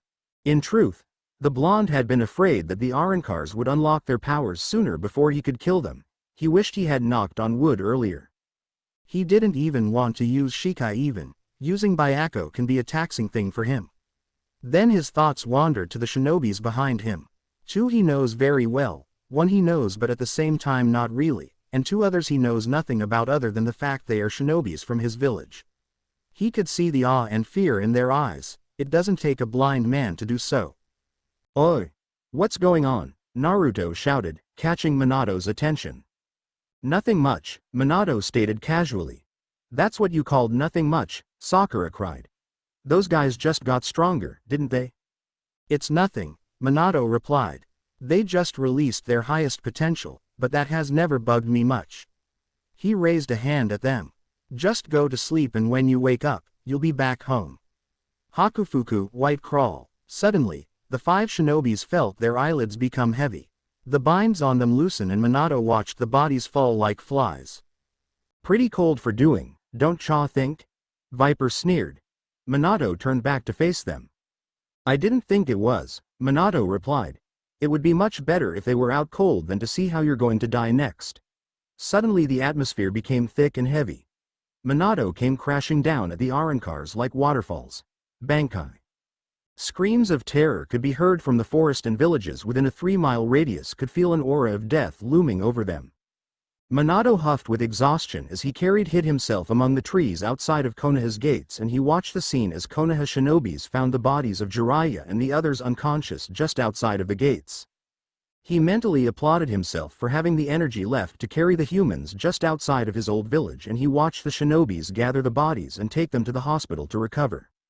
A part of him wanted to enter the village at the same time, but it was dangerously risky seeing he looked like a replica of his own son. It was more like the other way around, but he didn't seem to mind much, and those who recognizes him will alert the village of a teen Yondaime clone roaming the streets that isn't Naruto. In short, chaos and confusion will ensue, and Minato knows that Toshiro will have his hide for it for being the source of all the problems. Speaking of which, done with the other villages? Minato asked, not turning around. Toshiro appeared next to Minato, looking slightly annoyed and tired at the same time. I finished placing the seals on the last village about an hour ago, Toshiro replied, examining the blonde. You look like shit. Thanks. Minato replied with sarcasm. I felt that Ryotsu spike, Namikaze, Toshiro began. Has the reversal lessened your Ryotsu control that much? Appears so, Minato replied bitterly.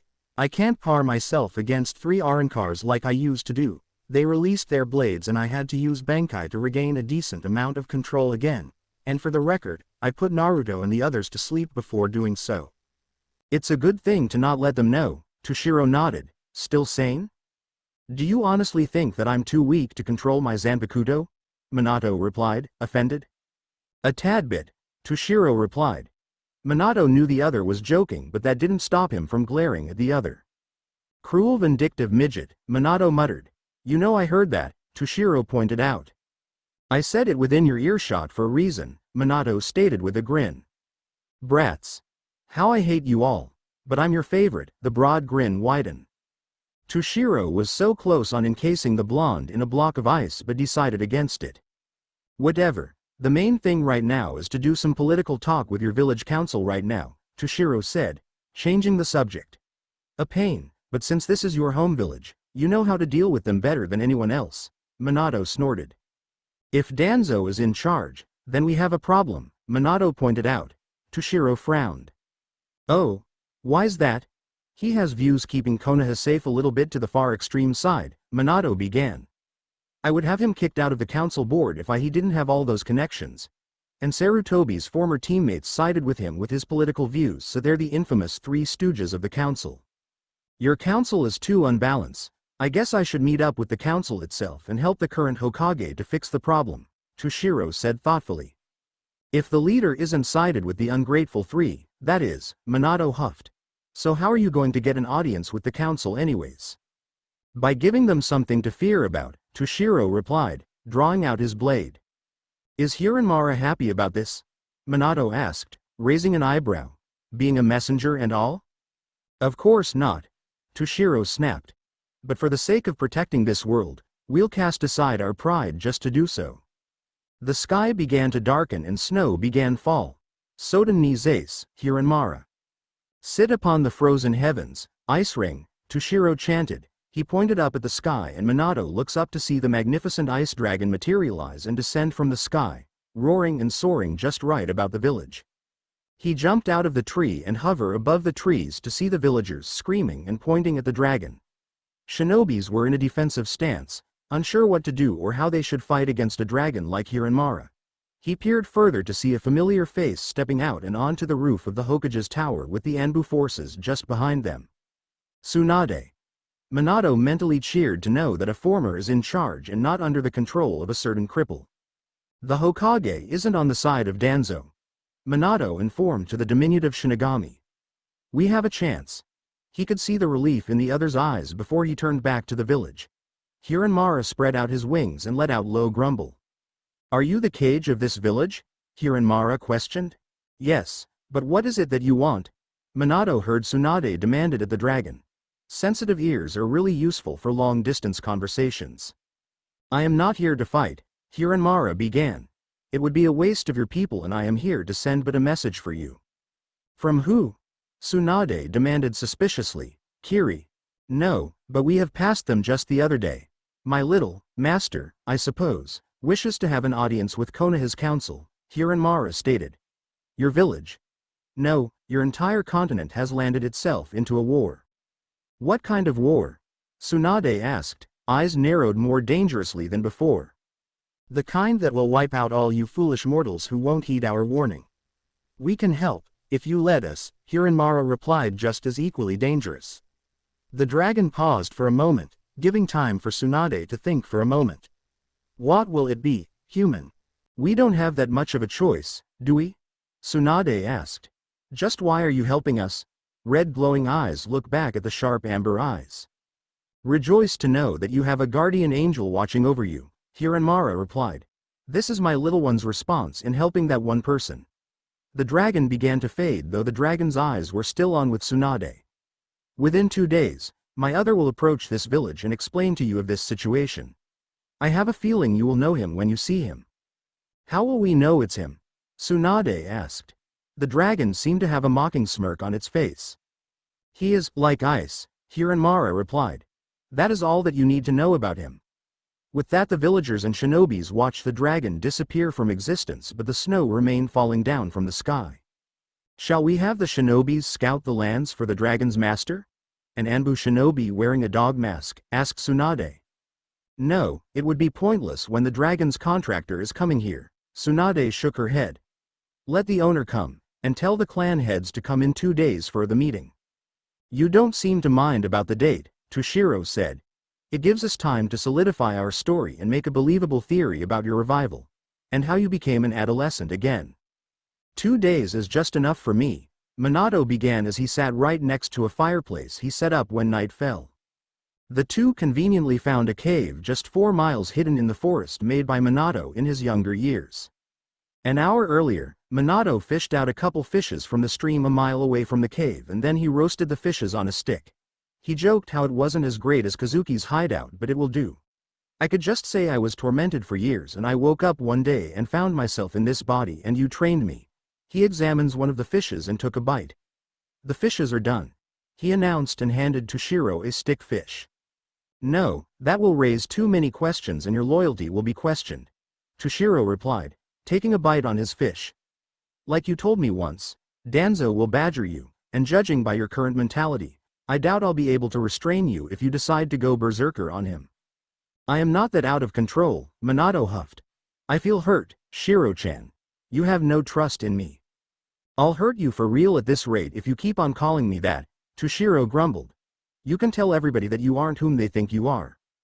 Jiraiya and Kakashi knows about me already, Minato pointed out. It would be stupid to lie about it now. Swearing your counsel to secrecy then? Toshiro suggested. That's our best option, Minato nodded. Though, I have a feeling that Danzo will try and pull a fast one on you in the meeting. I like to see the foolish man try. Toshiro snorted. Minato threw his hands up in the air, completely frustrated. If you attack him, you'll have the entire shinobi community after you. Minato rolled his eyes. His root members will practically be his human shield. Like you told them, you don't want any unnecessary bloodshed. Shinobis here are worse than Soifan's Black Ops, Toshiro compared. Minato snorted. PFT, Minato snorted. Shinobis are 100 times better than Soifan's Ops. You have to admit it. They have a wider amount skills and abilities the Black Ops don't have. I'm not complaining, Toshiro rolled his eyes. Just be glad Soifan isn't here at all or she'll castrate you for sure. Minato waved offhandedly. You really think I care what she thinks? The moment she pulls out her Zanpakuto, I'm pretty sure you will, Toshiro said with a smirk as Minato paled slightly. Right, that 2-hit kill, Minato shivered. Truth be told, I'm glad it's 2 hits. A one-hit kill would be a scary thing. Toshiro nodded in agreement.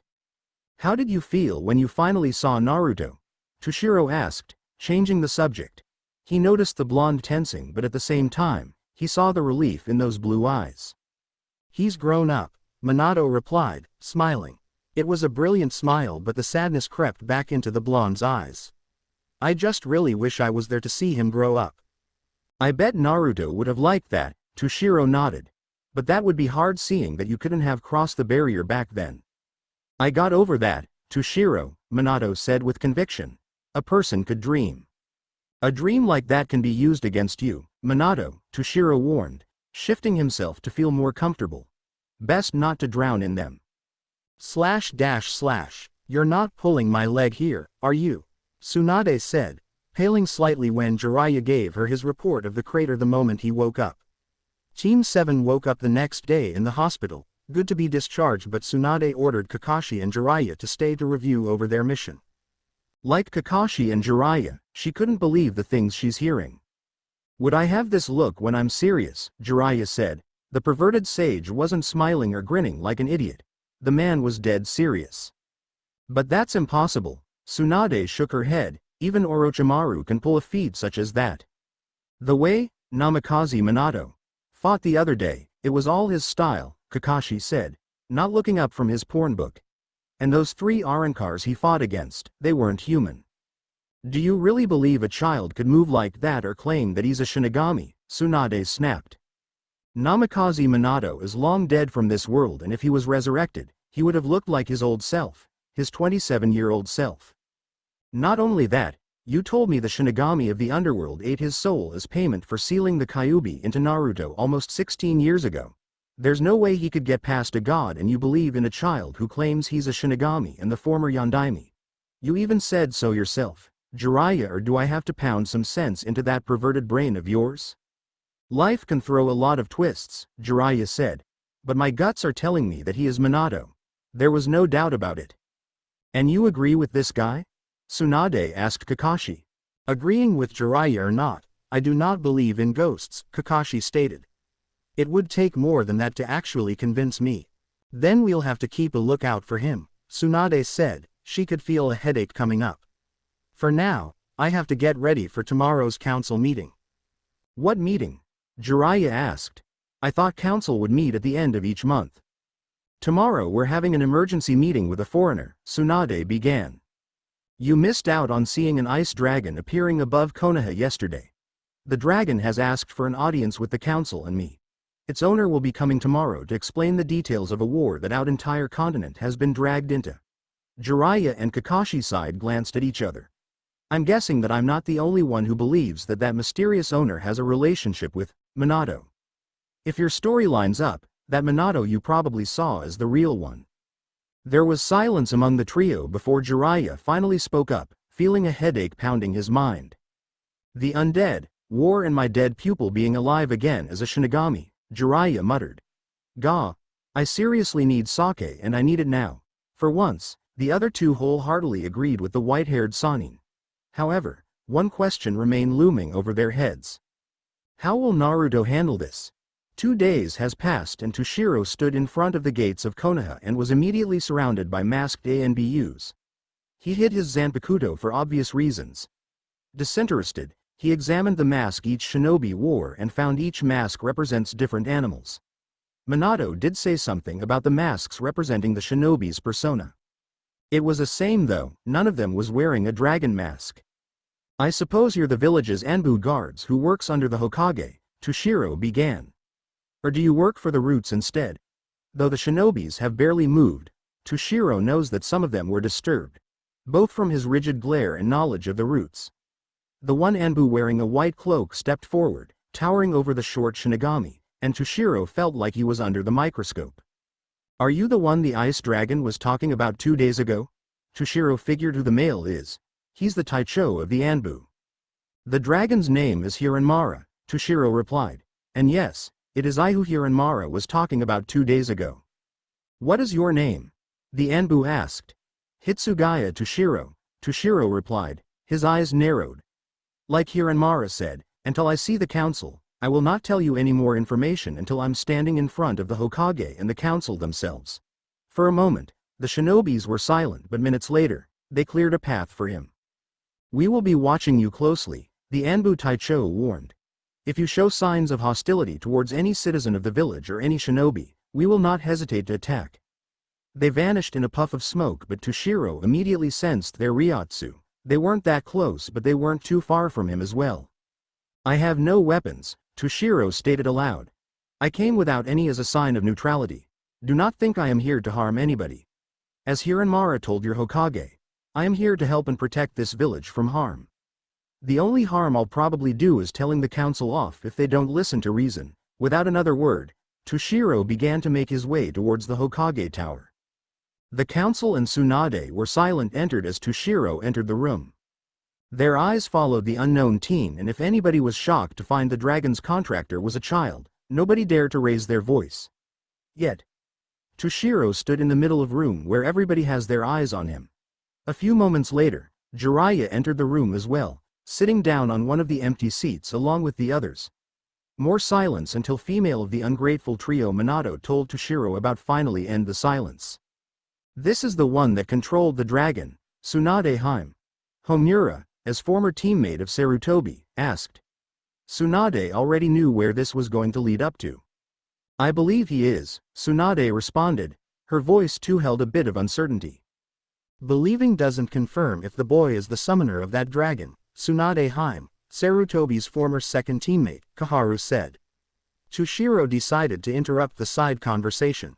My name is Hitsugaya Toshiro, and yes, I am the wielder of the ice dragon, Hiranmara. Toshiro introduced with a deadpan tone, but it held authority. The kind of authority that has the, look at me funny and I'll stab you right between your eyes meaning in it. I'll do this quick since I have no desire to stand for the next couple hours listening to any arguments and annoying blabbing.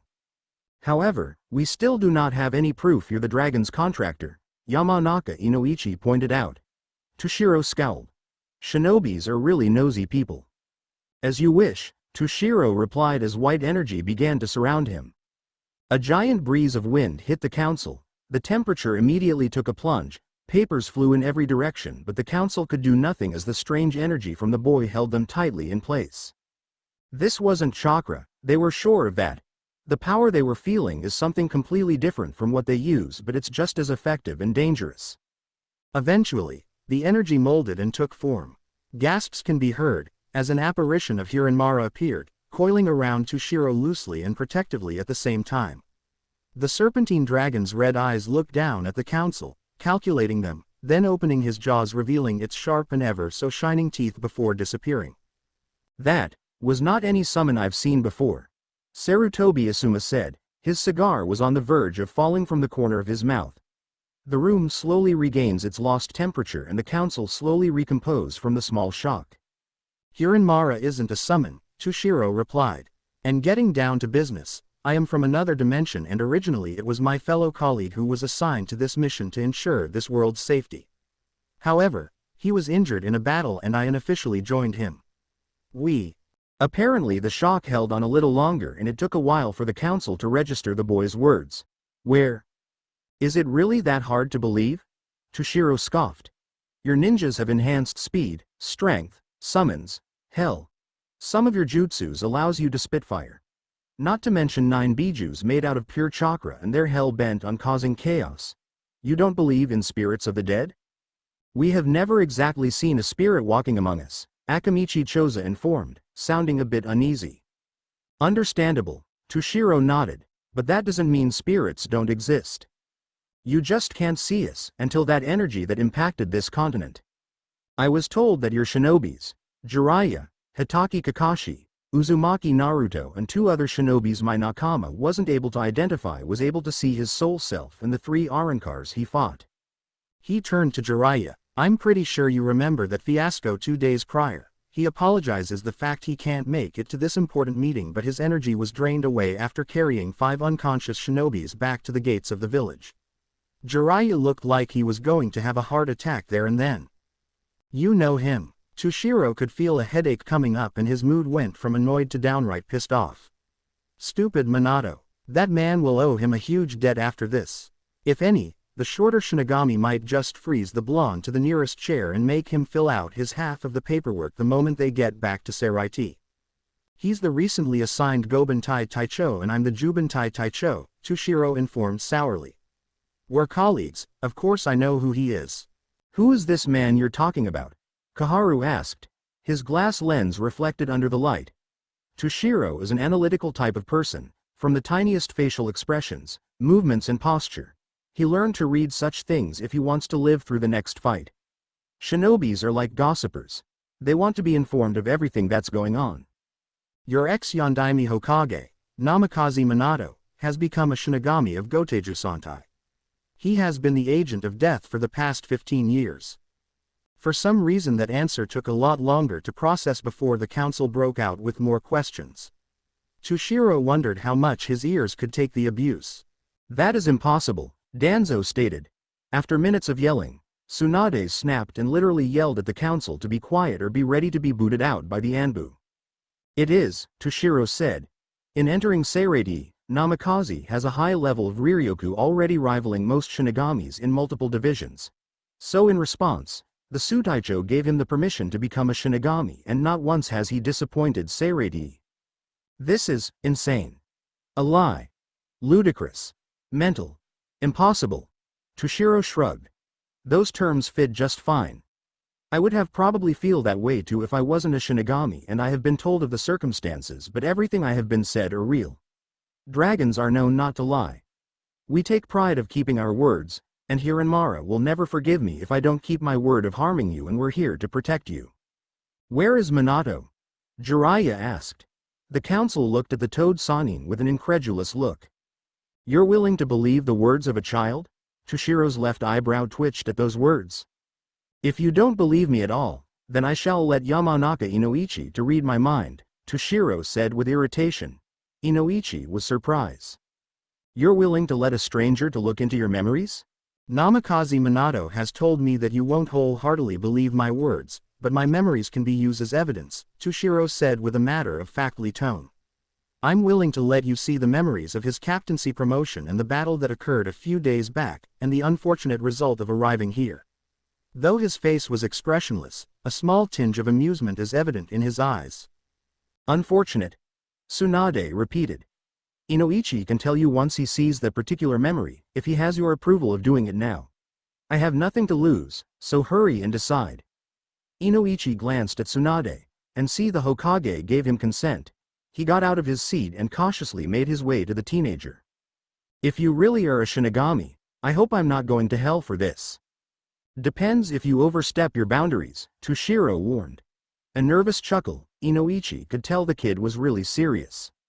Right, prepare yourself, he said. He did a series of hand signs.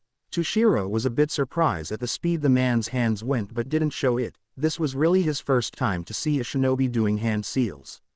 On the final seal, Inoichi closed his eyes, place a hand over the teen's head and feel his consciousness being pulled in. Suddenly it felt very cold. Inoichi opened his eyes to find himself in frozen tundra. The wind blew with fierce velocity and the sun is covered by the dark clouds. The shinobi gasped as he saw from above as the fierce ice dragon flying above him, roaring loudly and the sound rang throughout the area. Tushiro appeared, standing 2 meters away from him, arms crossed, the same annoyed expression on his face but his eyes held some sympathy in them. I apologize of Hiranmara's appearance, Tushiro began. I forgot to mention that my mind is different and what you see right now is the inner world of my subconscious. Hiranmara dwells in it. Inner world.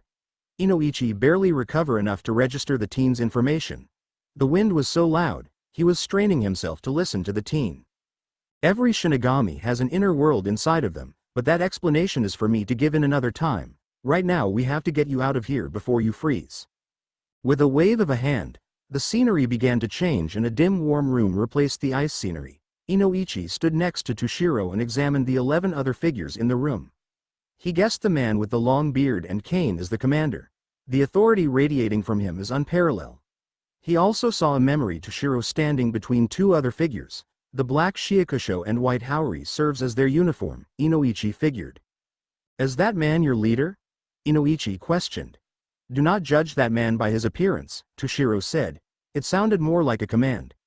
The Sutaicho and 2 other Taichos in this room has been around serving the Gote for almost 2,000 years. Inoichi paled, but Toshiro paid no heed. Now watch, Minato is coming soon. Immediately the scene came to life, moving and the event unfold for Inoichi to see. Although a year has passed, the war is still continuing as Aizen Sosuke has evaded our capture a month ago. The traitors Ichimaru Jin and Tusen Kanami have been caught and properly executed. Seirei is still in the midst of chaos as 2 of the 13 Taicho seats are still empty, and recently Aburai Renji has taken the position as the Sanbantai Taicho. Yamamoto Sutaicho began. As of now, the 5th and 9th captains are without captains. About a week ago, 2 captains and I were called to observe the captain's qualification examination and found 1 suitable shinigami for job. May the new Goban Tai Taicho of the Gote 13, Namikaze Minato, please enter. Most of the captains turned their head to the door to see the new captain entering. Inoichi heard the door opening behind him. He turned around and his jaws involuntarily hang from his mouth. Across the room is the former Yondaime himself. "Oh dear Kami, you got to be pulling my leg," the mind-reading shinobi muttered. Minato entered the room with a calm expression on his face. The memory walked right through Inoichi, not noticing the shinobi even once. He stopped, standing in the middle of the other captains. Then he gave everybody a warm and sincere grin. Inoichi realized it's the same grin the man used to give to back when he was alive. "Good morning," Minato began with a cheerful expression. "I'm Namikaze Minato and it's an honor being the new Taicho of the Gote 13. I'll give it my all in performing my duties and orders as Taicho of the 5th Division." The scene froze and then faded away. Inoichi realized he was back in the tundra again. Toshiro looks at Inoichi, a bit curious. The shinobi did look like he was in shock. "I told you he's a shinigami now," Toshiro began. "You shouldn't be surprised about this."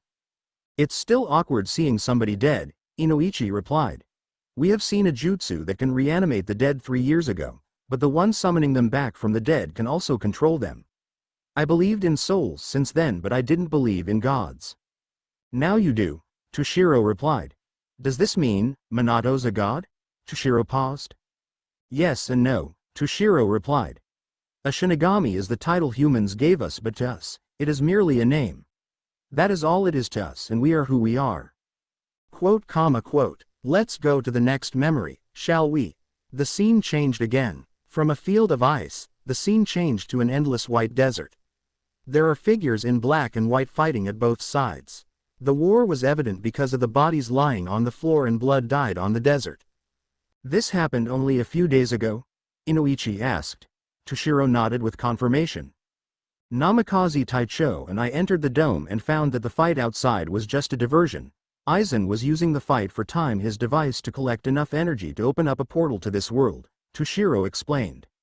"If anything, tell that to your Hokage's ears only. This is highly classified information, and from what Namikaze has informed me, spilled classified information results in death. You are only here to confirm your Yondaime's existence." The memory began to move and Inoichi began to watch both sides spilling blood. From a distance, he could see the memory Toshiro fighting, releasing a huge wave of the same energy he released back at the meeting. "Bankai, Daiguren Hiranmara," Toshiro chanted. Ice flow onto the boy Shinigami, giving him a pair of ice wings and a tail. A dragon's head formed around his sword hand, ice encased the other in a form of a claw, and his feet were encased in the same manner. 3 flowers appeared right behind him, floating innocently despite of the harsh battle around them. "Don't tell anyone about Bankai," Toshiro warned. "I'll be sure to hurt you if you did." "As you wish," Inoichi said. He didn't doubt the boy's words at all. A couple minutes later, the enemies were encased in a block of ice before fading from existence. A couple moments later, a woman with long strawberry blonde hair, and noticeably huge assets, Inoichi has a feeling it can be comparable with Hokage-sama's, appeared next to Toshiro. "Don't stare at my Fukuteicho's assets. I'm pretty sure you're a married man by now," Toshiro ordered, not even looking at the shinobi at all. Inoichi gasped. "She's a Fukuteicho." "Yes, and unfortunately the laziest one in existence," Toshiro replied dryly. "But she's a loyal Fukuteicho." Inoichi noticed a hint of pride in the shinigami's tone. "Taicho, Yukatake Taicho has order confirmation to invade the dome, she informed. Namikaze Taicho is already inside. Toshiro nodded solemnly. Take care of the division, Toshiro ordered, and Matsumoto be careful. The scene changed and he was standing in a white room and Inoichi first noticed is the furious expression on Minato's face. It was directed at the group on the other side of the room. And we begin with the next scene, Toshiro said, sorry, but I have to leave out the ending proportion of this memory.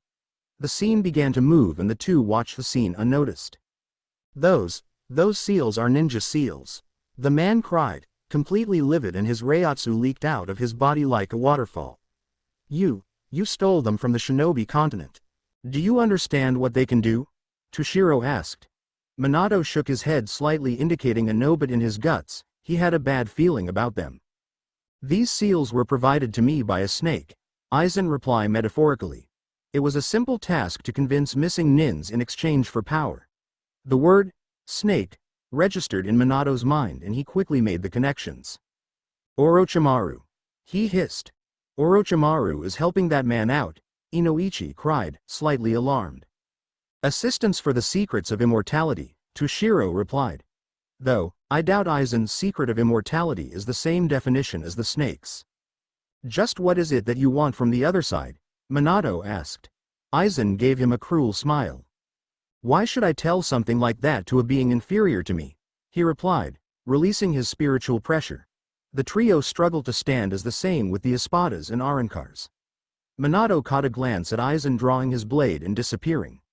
His training he received as both a shinobi and shinigami allow him to track the man no matter how fast he went. He expected the man to go after him but instead Aizen did the opposite. Hitsugaya, watch out, Minato cried, pushing a healthy dose of reiatsu to his legs to negate the effects of Aizen's.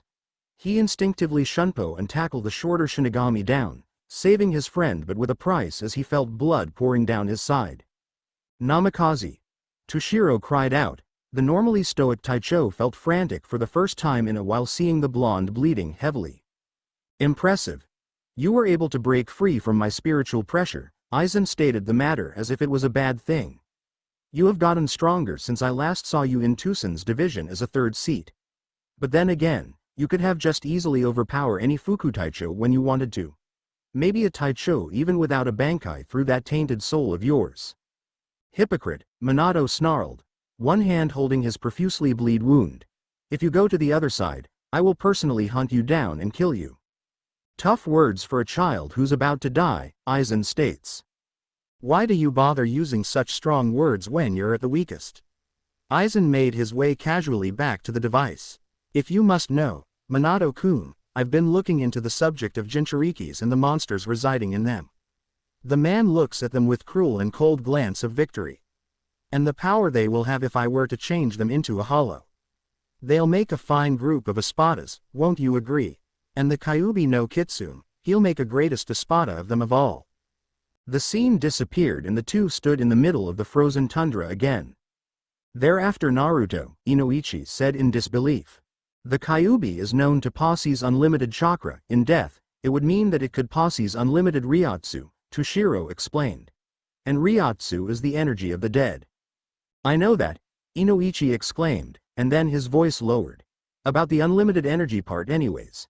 He looks down at the Shinigami. Is Minato all right with his injuries? It healed pretty quick, Toshiro said. The scenery changed. This will be the final scene you'll be seeing before you leave. This time they were standing in the middle of the forest. In front of them were two unconscious bodies. Inoichi recognized Toshiro as one of the bodies and the other one is a younger Minato. A teenage Minato. You got to be kidding me. When you're dead, a lot of weird things can happen, Toshiro replied. Minato turning back into an adolescent upon coming back home as one of them. He paused for a moment. Now get out. Suddenly the world turned back and Inoichi found himself back at the council room. Toshiro became aware of that 2 moments later and turned to the silent council. A moment later, Tsunade finally asked. Well? Inoichi opened his mouth a couple times, unable to find his voice until the 5th time he could finally speak. Hitsugaya Toshiro is telling the truth. Namikaze-sama is a Shinigami and the Arankars he was talking about is confirmed in his memories, the man replied. I see, Tsunade said, thinking for a moment before turning to Toshiro. Where is Namikaze Minato as of now? Being creative, Toshiro replied. Once a seal master, always a seal master. I do not have to explain what that means. I see, Tsunade nodded. You'll leave now and the council will decide if we should trust you or not. You can wander around the village but the Anbu will be watching your every move. I'll do my best ignoring them, Toshiro replied, turning his back at the council. He walked out without saying another word. It was easy in ditching the Anbu the moment Toshiro took a Gikongan pill and casted Bakudu number 26. Kayako, way of binding number 26. Curving light, onto himself. No doubt if the shinobis could see Minato, they can definitely see him in his soul form. Wander around the village until the Anbu tells you to head back to the council. Toshiro ordered and the Gikongan nodded slightly, understanding. Then the Shinigami Shun PO'd away. Last night, Minato and him finalized their jobs for today. He would go and meet with the council, agreeing to reveal the existence of the Shinigamis, and allow Yamanaka Inoichi to read his mind. Then threaten them in the process just for a good measure. Danzo will dispatch some of his root members to investigate him. Leaving a Gikongan in the Gigai is fine. The personalities have changed for the better, after filing multiple complaints how terrible the old Gikongans performed. It was a pain arguing with the Women's Society, but eventually they gave up. The latest Gikongan that was developed is almost similar to his sharp and aloof personality, so it was safe to leave the mod soul to wander for a while. Minato will be heading back home to find scrolls back in his old home. Using Riraku, spirit threads, as his guide, finding the blonde Shinigami was fast. Eventually he stopped in front of a mansion and was surprised. The building was big and grand. It's a shame, however, that the building looks a bit run down and the plants have covered the place throughout the years. The mansion door opened and closed and Minato appeared in front of Hitsugaya, showing the white-haired boy a giant burlap bag filled with scrolls. So how did it go with the council? Minato asked, looking as if he was talking to no one in particular. Eventually, Toshiro dropped his spell, appearing in front of the blonde with his arms crossed. They're a nosy bunch, Toshiro replied. Not even 5 minutes into the meeting they want to see Hiranmara. Minato chuckled slightly.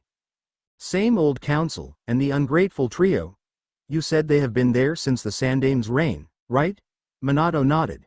It's a wonder why didn't Tsunade or you kill them yet? I have to follow Shinigami rules now and Tsunade. I bet she's drinking sake again to drown out her anger, Minato said thoughtfully.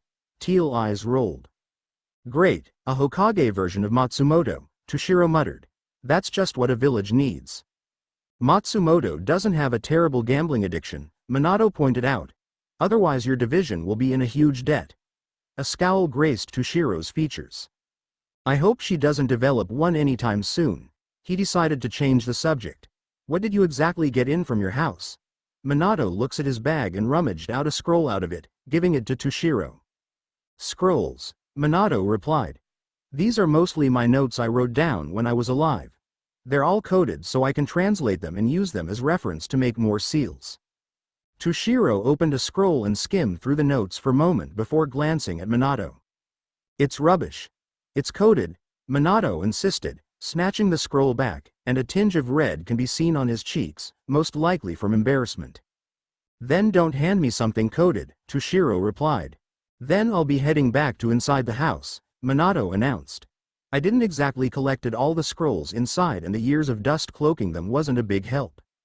Have fun doing that, Toshiro said. Minato grinned, his embarrassment forgotten. Good luck with the council, Minato said, turning back to the council. Don't let Danzo and the other two get under your skin. If any, tell them your real age or threaten them with death. After all, most legends here about the Shinigamis are that upon seeing one means death to that person.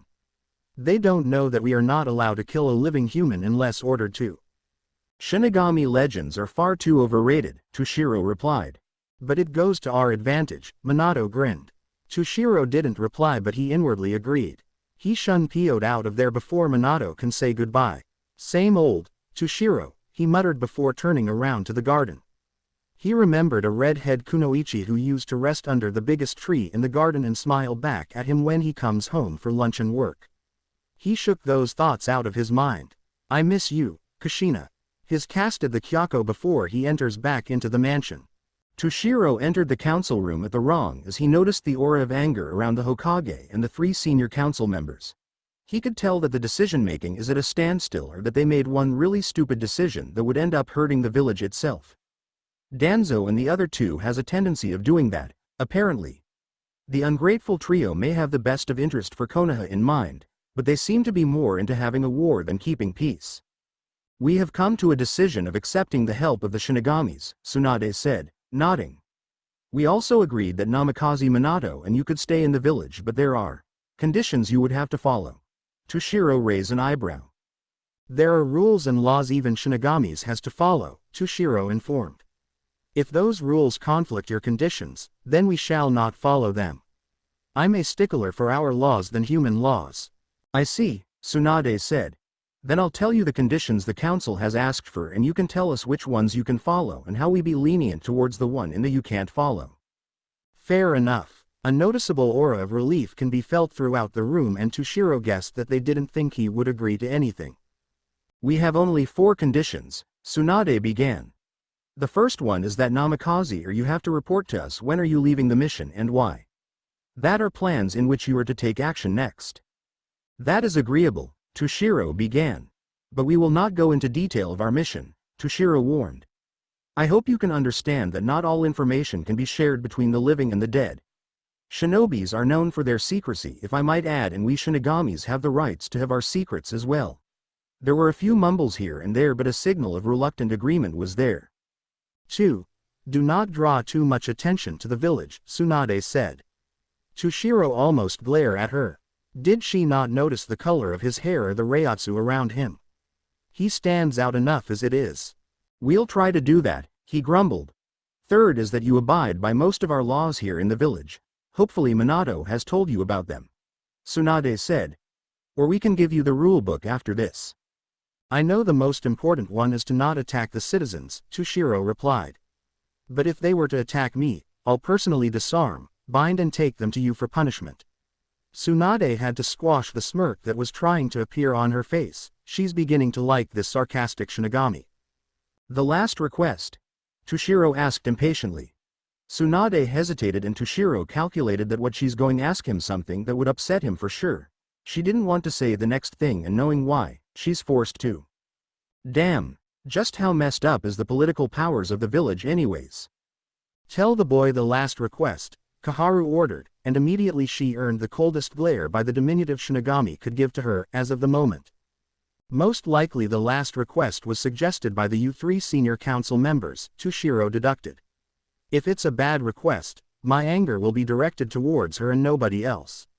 This isn't the first time I've seen this in politics. The temperature dropped just a tad bit. And don't call me a boy, little girl. I'm 5 times older than you are and I've been in political matter long before you were even born. However, we still believe that we are receiving the short end of the bargain, Danzo voiced, earning a harsh glare from the Hokage but ignored it. Toshiro raised an eyebrow. Oh, how are we giving you the short end of the deal? His voice is flat and toneless just like before, making the council wondering if they're digging an early grave for themselves right now.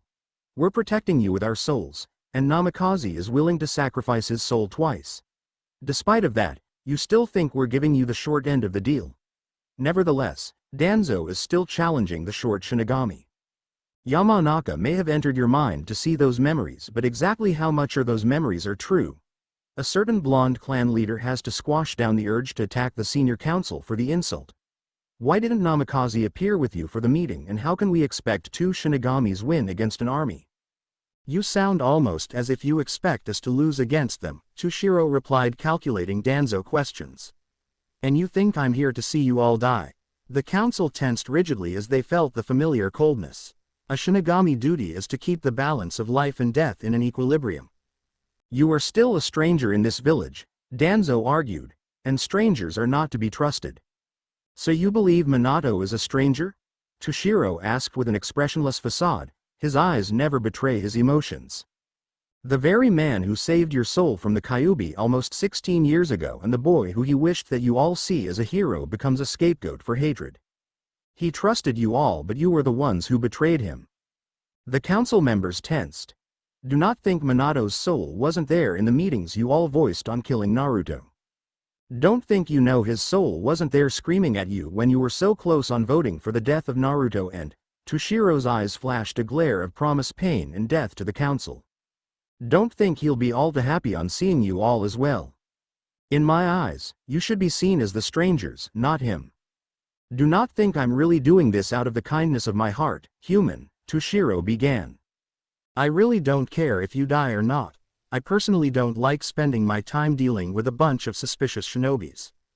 However, Aizen wants your souls for his army as food, and that's the sole reason I'm helping the living. His eyes narrowed. Your last request, I don't need you to tell me. I can easily guess it. You want to ask if I can train a few shinobis personally, am I right?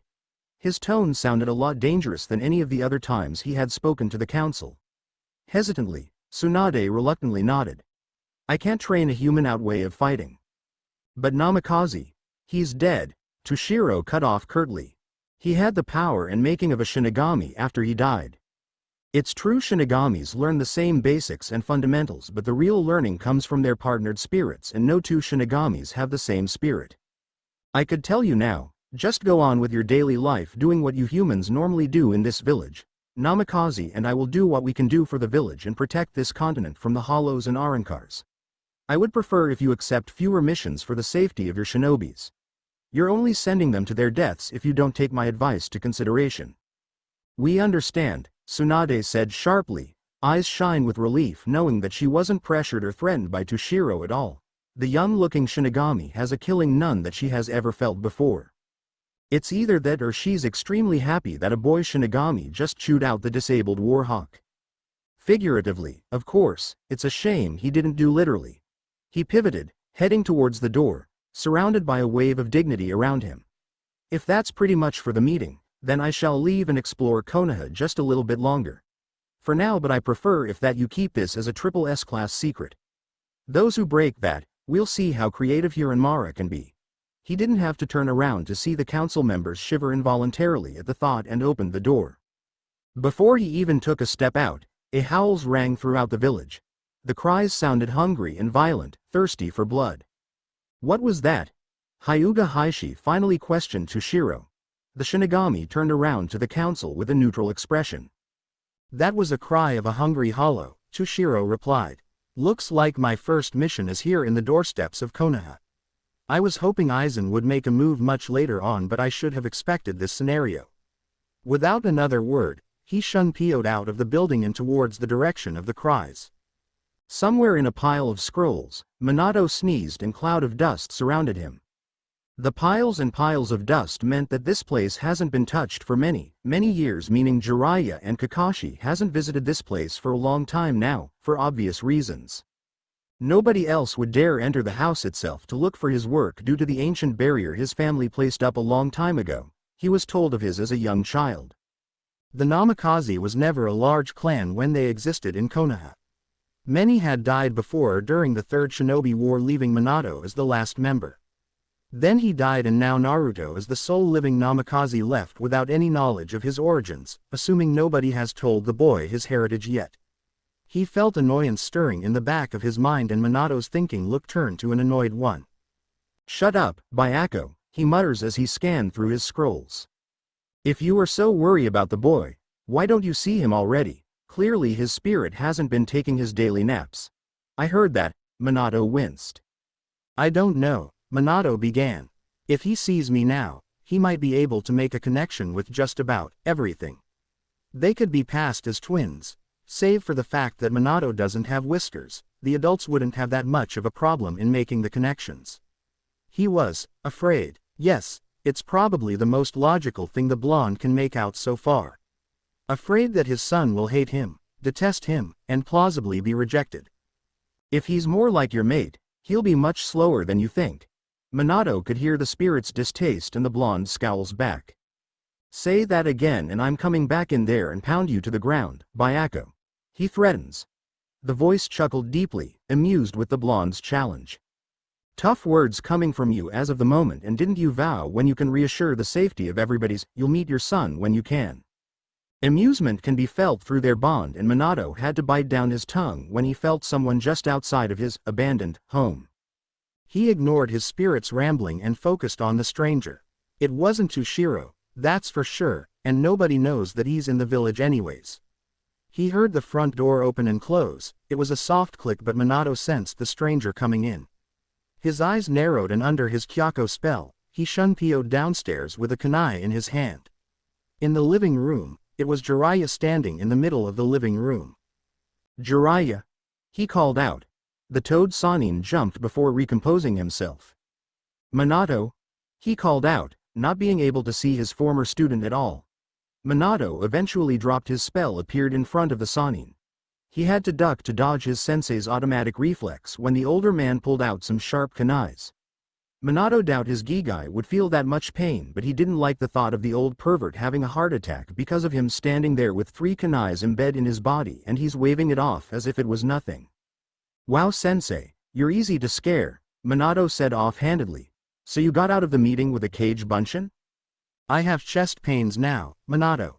Chest pains. And at the rate this keeps up, you better hope your Shinigami powers can revive the dead, or I'm kicking your scrawny ass back to wherever that place you have been in this last 15 years.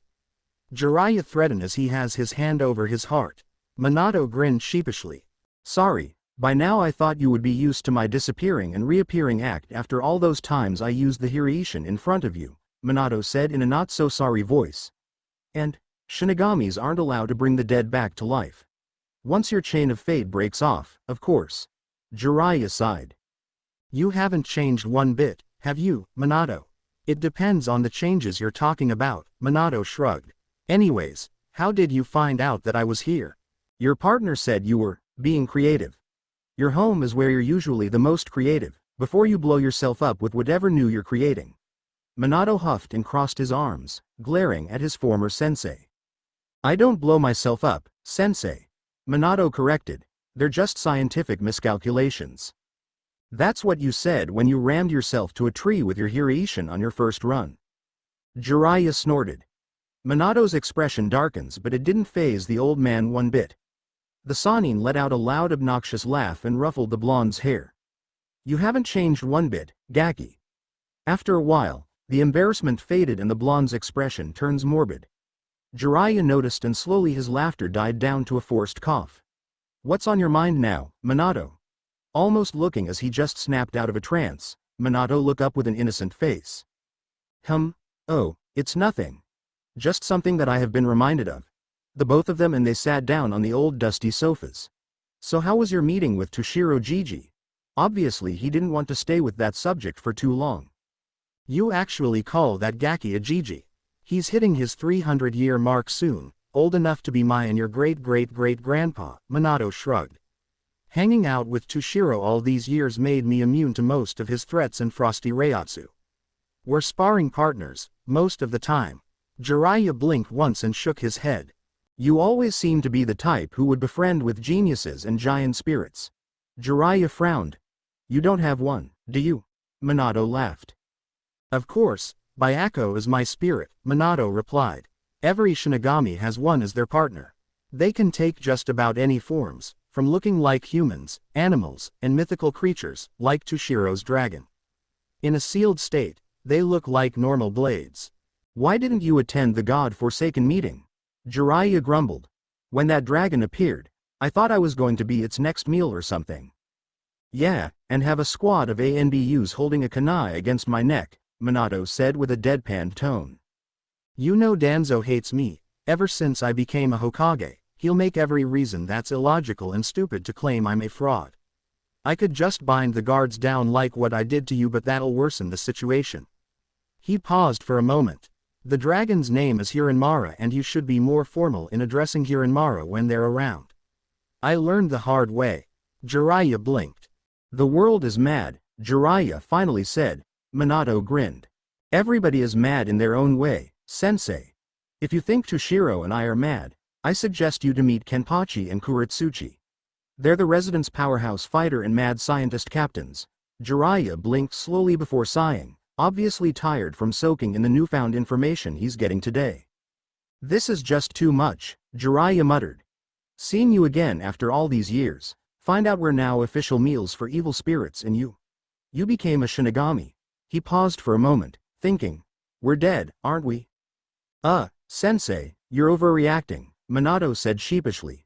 I already have a barrier up for the entire village. No spirits can enter or exit the village unless they have one of my counter seals. It doesn't sound too reassuring, Jiraiya muttered. If it's a test seal, then I have every reason to be afraid. Sensei. Minato scowled. Jiraiya raised his hands up in defense. I was just kidding about that, Jiraiya defended. Sheesh, you still can't handle a joke just like back then. A frown graces the Sanin's face. Exactly how did you become a kid again? Long story, Minato muttered. Jiraiya took a seat on one of the dust-covered sofa. We have some time, I hope, Jiraiya said. And while you're at it, could you tell me there's any hot girls over there in the afterlife? Minato rolled his eyes. Still a hopeless super pervert, it's good to know you haven't changed that much too, Sensei. Just when he's about to sit down, an ominous echo can be heard from a distance, alerting the Shinigami immediately. Jiraiya noticed and it could only mean one thing. The hollows are here, aren't they? The ones you fought and what your partner explained to us about. He watches with morbid fascination as Minato's soul exited the boy, and the blonde as dawn in the Shinigami attire with a sword strap behind his back. Minato turned to Jiraiya, his eyes serious and the cheerfulness were replaced with determination. Yeah, Minato finally replied. I truthfully hoped that the hollows wouldn't have come for another couple days. The barrier I place will protect the village. Just don't cross it, and Jiraiya? The Sanin look up, questioning. Don't follow me. Jiraiya felt uneasiness in the pit of his stomach as he watches his student vanish from sight and a sense of déjà vu all over again. Don't follow me. Those were the same damn last words his student had said before going against the nine-tailed fox years ago. Without realizing it, he's already out of the building and blindly following his student without a second thought. He knows from Minato's battle and Tushiro's speech he was useless against hollows, but he'll be damned if he's left behind again like last time. White masked monsters. That's what the shinobis could describe those disfigured creatures roaring and banging their claws at an invisible barrier, the only defense that stands between the two opposing sides. Shinobis in from every rank stood before the monsters in terror. They have never faced monsters like these before. A few shinobis ventured past the barrier before everybody arrived and it was evident on the dirt floor that they didn't have much luck on exploiting any weaknesses and strengths. Foolish humans. The monsters roar as they slam the barrier with their claws. Don't think this barrier will keep up forever. It is weak, like all you insects. Should we strike them? If Kakashi was nervous, he didn't show it. Other shinobis were just as anxious as he is. It was déjà vu all over again with that day. The only difference between this time and last time is that they just had to fight one monster 15 years ago, not several. Kakashi-sensei. A familiar voice pierces through the Junin's train of thought and finds the other three Team 7 members behind him and they too involuntarily flinch at the sight of the monsters. What are they? Sakura asks. Are they like Arankars we saw the other day? Their masks are not broken, Sai pointed out observantly. Naruto looked at the hollows in horror as the monsters turned to him. He smells delicious, the monsters glowered. Naruto opened his mouth to make a comment but was cut off when another hollow pushed viciously among the ranks, slamming the barrier with as much force it could muster. He's mine, one of them cried darkly, howling fiercely. Another masked monster attacked the hollow who was attempting to break the barrier with the thought that it's trying to get to the meal first before all the others. Soon, other monsters follow the same routine as some attempts to eat another and others trying to break the barrier down with their claws and brute strength. Should we really do something? This thought ran through the mind of every shinobi present. These monsters seem to have no problem on killing each other. Before they could even voice any suggestions, a sharp voice pierces through the area, and a familiar ice dragon descends from the sky. Soden ni Zace, Hiranmara. In mere seconds, almost a good numbers of masked monsters were turned into giant ice statues. In front of them is a short white-haired teen wearing a shiakusho with a white haori over with the kanji 10 on the back and the sword glinted dangerously under the sun.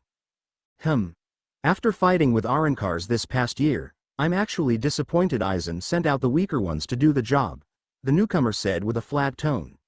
The hollows didn't pay much heed of the comment and charged. "Hey! Watch out!" Sakura screamed. At the same time, a yellow flash passes her by, went by the shinobis, towards the monsters, and in a flash the remaining masked monsters were turning into black particles and floated upwards to the sky. Everybody held their breath with tension, another figure wearing the same uniform. The difference is the kanji 5 on the back of the second newcomer's haori. What the shinobis noted is the shade of the second newcomer's hair and eyes is similar to their blonde Jinchuriki's while Team 7 paled. Just one glance they know that's Minato again. "You're late," Toshiro said, not even looking at Minato. The blonde shinigami smiled sheepishly. "Ah, sorry. I was talking to an unexpected visitor before I even realized the hollow's presence," Minato admitted. "That's a poor excuse for someone like you to make," Toshiro stated bluntly. "Especially one of your status." "Sorry, don't add this to the report," Minato said sheepishly, causing Toshiro to scoff irritably. TCH. The shorter shinigami didn't bother to turn to the shinobis. "His name's Jiraiya, right? You did tell him there's no need to follow you, right?" "I did," Minato replied. "I guess he was just worried and looks like everybody is coming for the festive display." At the queue, Tsunade appears along with her loyal Anbu guards and along with several clan leaders standing behind her with shocked and surprised expressions. It's not every day they would see bodies of hollows vanishing. Jiraiya was the last to show, and by then the last of the hollows, spirit particles disappear without a trace. "Those things," Tsunade trailed, unsure what to really say about those things. "Are the hollows Hitsugaya Taicho most likely have explained to you about in the meeting already," Minato began with a cheery tone. "Fallen souls who feasts on souls of the living and dead. As shinigamis, we have the ability to purify them and ferry them to the afterlife. Good to see you too, Tsunade-san." For a moment, Tsunade thought she was pretty damn sure she was dreaming, but decided against it when a newcomer enters. The hollows were killed by a pair of shinigami pipsqueaks," a voice said with distaste. The shinobis looks up to see 4 broken masked figures above them, each with a blade in hand. Minato could feel the murderous aura from Toshiro when he was called a pipsqueak. He could already feel a part of his arm going numb. 4 Arankars, Minato said with a deadpan tone. "Here, I really thought Aizen was going to give us a challenge." That got the Arankars fired up. Their murderous auras surround the area almost immediately. "Are you calling us weak, Shinigami? Want to prove us wrong, Arankar?" Toshiro said with the same calm tone he used during the meeting. Minato knows otherwise his partner is pretty annoyed, much more annoyed than he is. Well, Toshiro does have every right to after the talk with Danzo. "You're clearly not an Espada-level Arankar, you're just weaklings in Aizen's eyes he doesn't need." "We didn't have to provoke them any further, you know," Minato thought a bit grimly, but otherwise held his tongue as he felt that asking that question will only irritate the other more. "We're no ordinary Arankars, Shinigami," one of the Arankars boasted. "Shinobi souls, right?" Minato said before the other side could continue. "An Arankar born from a combination of shinobi souls or not makes no difference. You'll fall before laying a hand on the living." No sooner than those words left his mouth, blades clash and sparks fly. Back in Seirei, it was chaos as the Taichos and Fuku Taichos attended an emergency meeting. Kurosaki Ichigo, Urahara and Yoruichi attended as the 3 were in charge of the front in the living world. The past year, Ichigo has been active as ever in his Shinigami duties in the war after escaping Hueco Mundo with everybody and Orihime safe. The news of 2 missing Taichos and a Fuku Taicho is not good news to him, especially when he met the blonde not too long ago and he's known Toshiro for the past year. Both of them are capable to take care of themselves, but that doesn't stop the substitute Shinigami to worry. "What do you mean the 3 of them are gone?" Ichigo demanded. "They couldn't have just waltzed away from battle." "They're in the Shinobi continent," Yamamoto Sutaicho simply replied. Urahara and Yoruichi remain expressionless, knowing full well where the 2 missing Taichos are now, but Ichigo was still clueless as ever. There is still so much for the team to learn. "Shinobi continent? Where the heck is the Shinobi continent?" Ichigo demanded again. "I can explain that," Urahara voiced, fanning himself with his fan. "Only Taicho-level Shinigamis are allowed to know of this place, but since this is of important matter, the Fuku Taichos should at least know what are they getting to after this," he said, He waited for the Sutecho's nod of consent before continuing. The shinobi continent is a pocket dimension where most humans there are shinobis. Think of the Black Ops in the 2nd Division or the ninja movies you watched a while back. Instead of using Riryoku, they use chakra for their skills. Of course, half of their chakra is spiritual base, and the stronger the shinobis are, the more likely they will attract hollows. So, a barrier was placed around the continent, and once a year, a Taicho-level shinigami can pass through the barrier to send earthbound souls and hollows to the afterlife. The odd thing about shinobis is despite of their high Riryoku count, they can't see us, and their civilization isn't as much advanced as ours is. Other than that, the barrier doesn't go down in this time of the year, if I recall. If the barrier is still up, how can they get through it? Ichigo muttered. Yamamoto banged the end of his staff to the ground and effectively silencing everybody. Before Aizen was announced as a traitor, he found a shinobi who possesses a good knowledge of sealing. Yamamoto began. Everybody but Ichigo tensed. Shinobi seals are sophisticated, complex, and they have limitless possibilities. It is believed that Aizen and the shinobi accomplice has created temporary hole to bypass the barrier. That occurred when we were engaged in battle against the enemy days back. Namikaze Taicho, Hitsugaya Taicho and Hinamori Fuku Taicho went inside of the palace under false orders due to Aizen's temporary hacking into our communication systems. It is most likely that the three are currently at the other dimension, plotting their next move as they speak. A hand was raised. Yes, Kuchiki Taicho, Yamamoto addressed. What is exactly Aizen's main goal in the continent? Byakuya asked, other than the most likely fact that he could raise an army of Arankars from shinobi souls. I have doubt that it would make a bigger impact in the war. The Saotaicho paused for a moment, gravely quiet for a moment. There was another minute of silence before he finally responded, his tone grim. The man is trying to convert the Bijus to his side, making them his new espadas. The answer was replied with silence, but Ichigo rudely broke the silence. What the hell are the Bijus? He half asked and half demanded, being the curious teen he is.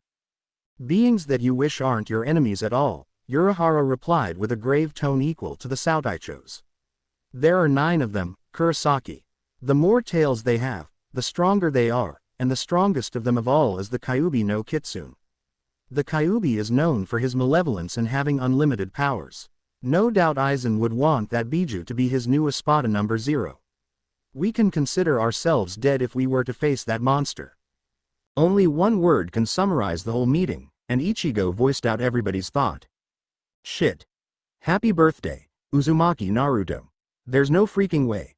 Absolutely no freaking way this could be the same guy. The thought raced through his mind the moment Tushiro appeared with Minato. He couldn't be a shinigami like Minato, let alone be dead. Water and ice materialize in the shape of an ice dragon at the 2 Arankars Tushiro's facing. It was awe and horrifying sight for the shinobis, as they could not believe the amount of water and ice materializing, and no doubt he surpassed the Nadaime hands down. Minato was no different too, sprinkled on the bones of the beast. Sharp tower, red crystal, steel ring. Move and become the wind, stop and become the calm. The sound of warring spears fills the empty castle. Hado number 63. Raikuhu. Way of Destruction number 63. Thunder Roar Cannon.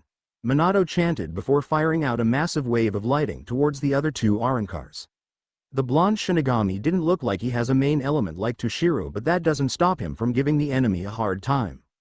Stop using those bloody spells, Shinigami, one of the 2 Arankar demanded with absolute fury. Why should I? Minato asked. I don't see you 2 making that much effort with your hits, and your speed isn't that great either. Another spell flew out. It contacted with one Arankar while the other charged straight at the blonde, who quickly blocks the other's blade. But we do have a question. Is your main goal here to capture Uzumaki Naruto? Tushiro asked his opponent. For a moment, the Arankar's face was expressionless, and then he laughed. The boy is harboring a monster in him. Why not make him one? The Arankar began. Minato gritted his teeth at the statement, looking pained at the same time, but didn't say anything. Tushiro openly glared at the Arankar, and the temperature dropped a notch. If anybody's taking the blame for the Jinchuriki's fate, blame the village's Yandaime for cursing the brat. We're just finishing what he started, and you Shinigamis can't do a thing about it. You were right about one thing, it's my entire fault, Minato states sadly. Like a quick 180, the light-heartiness tone became dead serious, almost causing the Arrancars to shiver with fear. It was cold and emotionless, devoid of anything. Toshiro dodged and parried attacks from the two Arrancars, glancing Minato once to see that dead serious face on the blonde's face. That expression is a major no-no in his book. He's seen that look several times before, and like any sane person, getting out of the blonde's way is the sanest idea his subconscious and instincts is giving him right now. It looks like it's my time to retire, Toshiro replied, sheathing his blade. Hey! What the hell are you doing? The Arrancars questioned. Are you giving it all up? No, I'm doing a tactical retreat, Toshiro replied, all while descending. The Arrancars followed but was stopped by Minato. Toshiro landed safely on the ground and calmly strolled back inside the barrier. The shinobis avoided him like a plague as they subtly distanced themselves from him. Why did you stop fighting? Sakura asked nervously. Toshiro looks at her blankly before turning back to the fight. I don't need to fight anymore, Toshiro replied coldly. Minato can handle this by himself. He does not need another to hold his hand in a simple battle like this. And if he needs help? Jiraiya asked. The Toad Sage's face was blank, but Toshiro caught the hint of worry the man's tone, however faint it was. If I don't trust Minato in his fighting skills, it would be an insult to his warrior's pride, Toshiro replied. Your former student is not the man you remembered long ago. He's no longer a shinobi. He's a full-fledged shinigami who is holding one of the highest ranking among the other shinigamis in Goteiju Sentai. The shinobis within hearing radius paled. Former student? That can't be right. The Toad Sage's former student is the Yondaime himself. Kaku o Hanata no Chikara wo Shimesu, by Akko. Minato chanted, and his blade transforms itself into a long, white nodashi rather than its usual cleaver blade. For a moment, his reiatsu was thick and heavy, it was hard to even think, but then it was nothing. The blonde raises his blade almost eye level with just one arm, looking coldly back at the anticipating Arrancars. What the hell was that, Shinigami? That was Pa. The Arrancar's eyes widen as Minato disappears, reappears on the ground and loosely holding his blade. It seemed like an eternity for the Arrancars before numerous cut wounds slowly began to show itself on the body of each Arrancars. Minato didn't look at the expressions of the enemy or the shinobis as the Arrancars vanished one by one, turning into reishi. He did catch one of the last words spoken by the first Arrancar he sliced first. You, monster. When the Arrancars fade away completely, Minato scratched the back of his head, eyes closed, and his face relaxes, smiling peacefully. Monster. I guess that word can define me as well, Minato said to no one in particular, then turned to Toshiro, eyes no longer sharp or harsh. I'm going to send Byako out to see the status of the other villages, he won't take too long in reeling me back the information. Do as you wish, Toshiro replied. Don't overexert yourself. Me, overexert? I highly doubt that. Warim, Hachibi, split, 8 tails, Minato chanted. Suzuki Suru, track. His blade glowed brightly for a moment before separating itself, shooting upwards, and flew towards 8 different directions. When the light dimmed, the blade wasn't in his hand anymore. Well, since there's no more hollows around a 3-mile radius, there is no point sticking around here, Hitsugaya Taicho. Wait a minute. Minato heard Naruto's voice and he could feel himself subconsciously freezing on the spot. The blonde Shinigami could see the determination and confusion in his son's eyes, but he himself couldn't help but to look away from it. He knows a piece of their connection, but it looks like his son doesn't know the second part of their connection. Minato could feel his throat dry and he couldn't move his mouth even if he wants to. In the end, he closed his eyes again, and absent-mindedly told Byako to shut up. I'm so pathetic, Minato thought bitterly before making himself scarce and Shunpyo'd away. Toshiro looks onward with the scene and frowned. He could face an army of hollows, but he can't talk to his son, Toshiro thought disapprovingly. Figures. Wordlessly, Toshiro too Shunpyo'd away before the Hokage or any of the clan leaders could stop him. You're an idiot, Minato, Toshiro said bluntly as he watches Minato clean and stitch his thin but deep cuts on his arm. That skill can allow you to kill those Arrancars with ease, but your arm could handle so much Reiatsu at once. You're just lucky that those wounds don't appear all at once, or they'll think you're weak. You worry too much, Toshiro, Minato pointed out the obvious. What they don't know won't hurt them. Besides, you should thank the color of our uniform. Crimson red blends in with the black rather well, most of the time. He paused, listening to himself for a moment and mentally cursed at Byaku's influence again. Toshiro sat down on a chair, which his Gigai and Minato's teamed up to clean when they were fighting the Arankars, leaning back with his arms crossed and eyes closed. Have Byaku said anything to you yet? Toshiro asked. Minato paused midway on a stitch, concentrating for a moment and then frowned. He asked me to tell you so kindly, quote, midget, shut the hell up.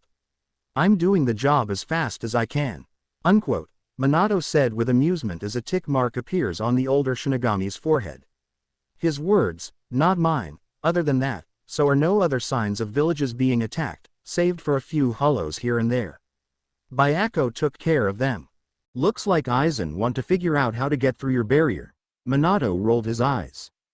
Jiraiya and I are the two most accomplished seal masters, Minato stated. Orochimaru is a decent master, but if Jiraiya can't figure out the mechanisms for my Hiraishin, then there's no way Orochimaru could counter my protection seals. Toshiro could feel his lips twitch to a smirk. Until then, I believe that your seals will hold on, Toshiro said. Damn right you will, Minato said while adding the final stitch for his wound. We can relax for a while before asking Tsunade to look at past reports regarding Orochimaru and look for Naruto later on. And have cold feet when you meet up with him again? Toshiro asked, causing Minato to stop and glare at the other half-heartedly before looking away. I won't back down next time. We'll see when we meet them again, Toshiro replied and added. Without the huge crowd and all. I should ought to freeze you for being an idiot earlier, but I'll hold it for next time. GCH, figures you'll say that, Minato said, and then made a face at the needles he threw away. I really hate needles, knew I should have transferred to the 4th division to learn some healing Kido. That way, I don't have to worry about stitching much. Toshiro raised a questioning eyebrow. You should have, seeing you spend a lot of time in that division. Whatever, maybe I can figure out how to heal through the medics here, Minato began. I mean it looks similar, so I could just ask Tsunade for some medic theories to study with. HN. Toshiro didn't have much to say, seeing that he is still a bit unfamiliar with the various types of jutsu in this world. I'll ask her when I see her, Minato said. Maybe tomorrow. I don't want to do anything for the rest of the day seeing that. Good, because I need you to do this, Toshiro said, tossing Minato an empty scroll. What's this for? Minato asked, catching the scroll mid-air. Paperwork for Soul Society, Toshiro replied. By the time we get back, we'll probably have a large amount of paperwork to do other than our detail report for your world. Might as well get started or cry yourself a river and let this bite you on the ass when we get back. Minato cringed at the thought. The paperwork the 5th division left unattended for almost a year took him what felt like a lifetime to do. It was a miracle itself when he finished it all the day before the attack. Can I copy yours? Minato asked innocently. His eyes have a childish glint in them, making the blonde look younger than normal. You're not a real child, Minato. Write it in your own damn words, Toshiro reprimanded, causing the blonde to cringe. Well, it was a wishful thinking, Minato sighed, sitting down on the nearest chair to start on his report. For once in his life, Naruto couldn't concentrate on the conversation with Sakura and Sai as they headed towards the training ground, with Yamato strolling not too far behind. The event with the hollows yesterday was still being processed in his mind, and Toshiro's words still rang sharply in his mind. Your former student is not the man you remembered long ago. You were right about one thing, it's my entire fault. Minato was one of Ero Sennin's student, but the only student was the Yondaime himself. He has seen a photo of the Yondaime and the man looks way older than his look-alike. He even admitted changing Naruto into a Jinchuriki was his fault, but that can't be right. Humans can't become gods, can they? Not only that, don't people look the same when they die? The man that sealed the Kyuubi in him. Naruto, are you all right? Sakura's voice finally reaches him. She eyed him worriedly while Sai looks at him with an expressionless face. What was that? Naruto asked. We've been calling you for the past 3 minutes, Sakura stated with a hint of annoyance, and then her eyes softened. Were you thinking about what Hitsugaya said? Whose words are you talking about? Toshiro asked. Standing a couple feet behind Yamato, Minato stood next to the other shinigami, and each of them wielding a wooden sword. Sakura and Naruto tensed up just listening to Toshiro's voice. For one thing, little children, I don't like having others talk behind my back. Everybody in Seireiti knows that he has enough of that, Minato added. Shut up, Namikaze, Toshiro ordered, or I'll freeze you in a block of ice. He's so cruel, Sakura thought grimly. Minato chuckled as if nothing's wrong. Hi, Hitsugaya Taicho, Minato said with sarcasm evident in his tone. Exactly what are you two doing here? Yamato asked, slightly weary of the two. Well, Tsunade-san gave us permission to wander around the village with the Anbu watching us, so they can be sure that we're not a menace towards society, Minato said, rolling his eyes. And usually in the morning, Toshiro and I would have a morning spar before we go along with our daily duties and occasional missions. Spar? Sakura repeated. Shinigami and shinobi are alike in some ways, Toshiro replied. We train to perfect our abilities, and we try to surpass our processors. He paused. Minato looked as if he just took a bite on a sour lemon but said nothing. The living was just confused with the blonde's sudden change of mood, and Toshiro continued on with his statement. The difference is that we don't die as fast as the living does, so I guess we can say we weren't fighting at the height of our powers yesterday. But, you two seem strong already, Sakura said, frowning. The evaluation of powers between the living and the dead is completely different, Minato replied. I don't want to explain the specifics since we have some really rude company listening into our conversation. He turned to the right and glared at a single tree. Either you come out or I'll drag you out and use you as a target for my Zanpakuto. I take it back, Minato is much crueler, Sakura thought as she watched firsthand to see the blonde switch his mood in a blink of an eye. From the shadows, an Anbu shinobi jumped down from the tree and stood in front of Toshiro and Minato. The masked figure handed Minato a scroll. You have been summoned by the council officially, the Anbu said. Don't be late. Without another word, the shinobi disappeared in a swirl of leaves. HMPH. How annoying, Minato said, twirling the scroll in his hand. I would prefer taking the summon for the Council 46 than the village's council. He turned back to Naruto and the others. So I guess Toshiro and I have to hold the spar for today. He paused. Hey, wanna spar later, when you're not busy, of course. It was like a bombshell dropping as the shinobi and Toshiro's eyes widened like saucers, save for Sai, but the pale shinobi does look surprised. Are you out of your freaking mind? They chorused, hurting Minato's painfully sensitive ears. Hey, easy on the volume, Minato complained. Without a doubt, I'll lose my hearing before the year's over. Then don't say such nonsense things, Toshiro ordered. But aren't you curious? Minato asked ever so innocently, then he turned to Yamato and smiled brightly. It's beneficial for both groups, especially for the senior Taicho here. You guys get to learn a bit of our fighting style and Toshiro here gets to see a thing or two from you guys. If you agree, of course, see y'all later. Don't freeze them to death, Toshiro. Minato disappeared in a blink of an eye, leaving Toshiro with the living. Seeing the blonde talking like an excited child, Toshiro was torn between striking Minato with the wooden sword or call forth Hiranmara to encase the idiot in ice. Either one. Both ideas sound very tempting right about now.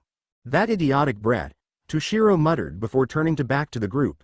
Shall we continue on to the training ground? Minato entered the council with silence.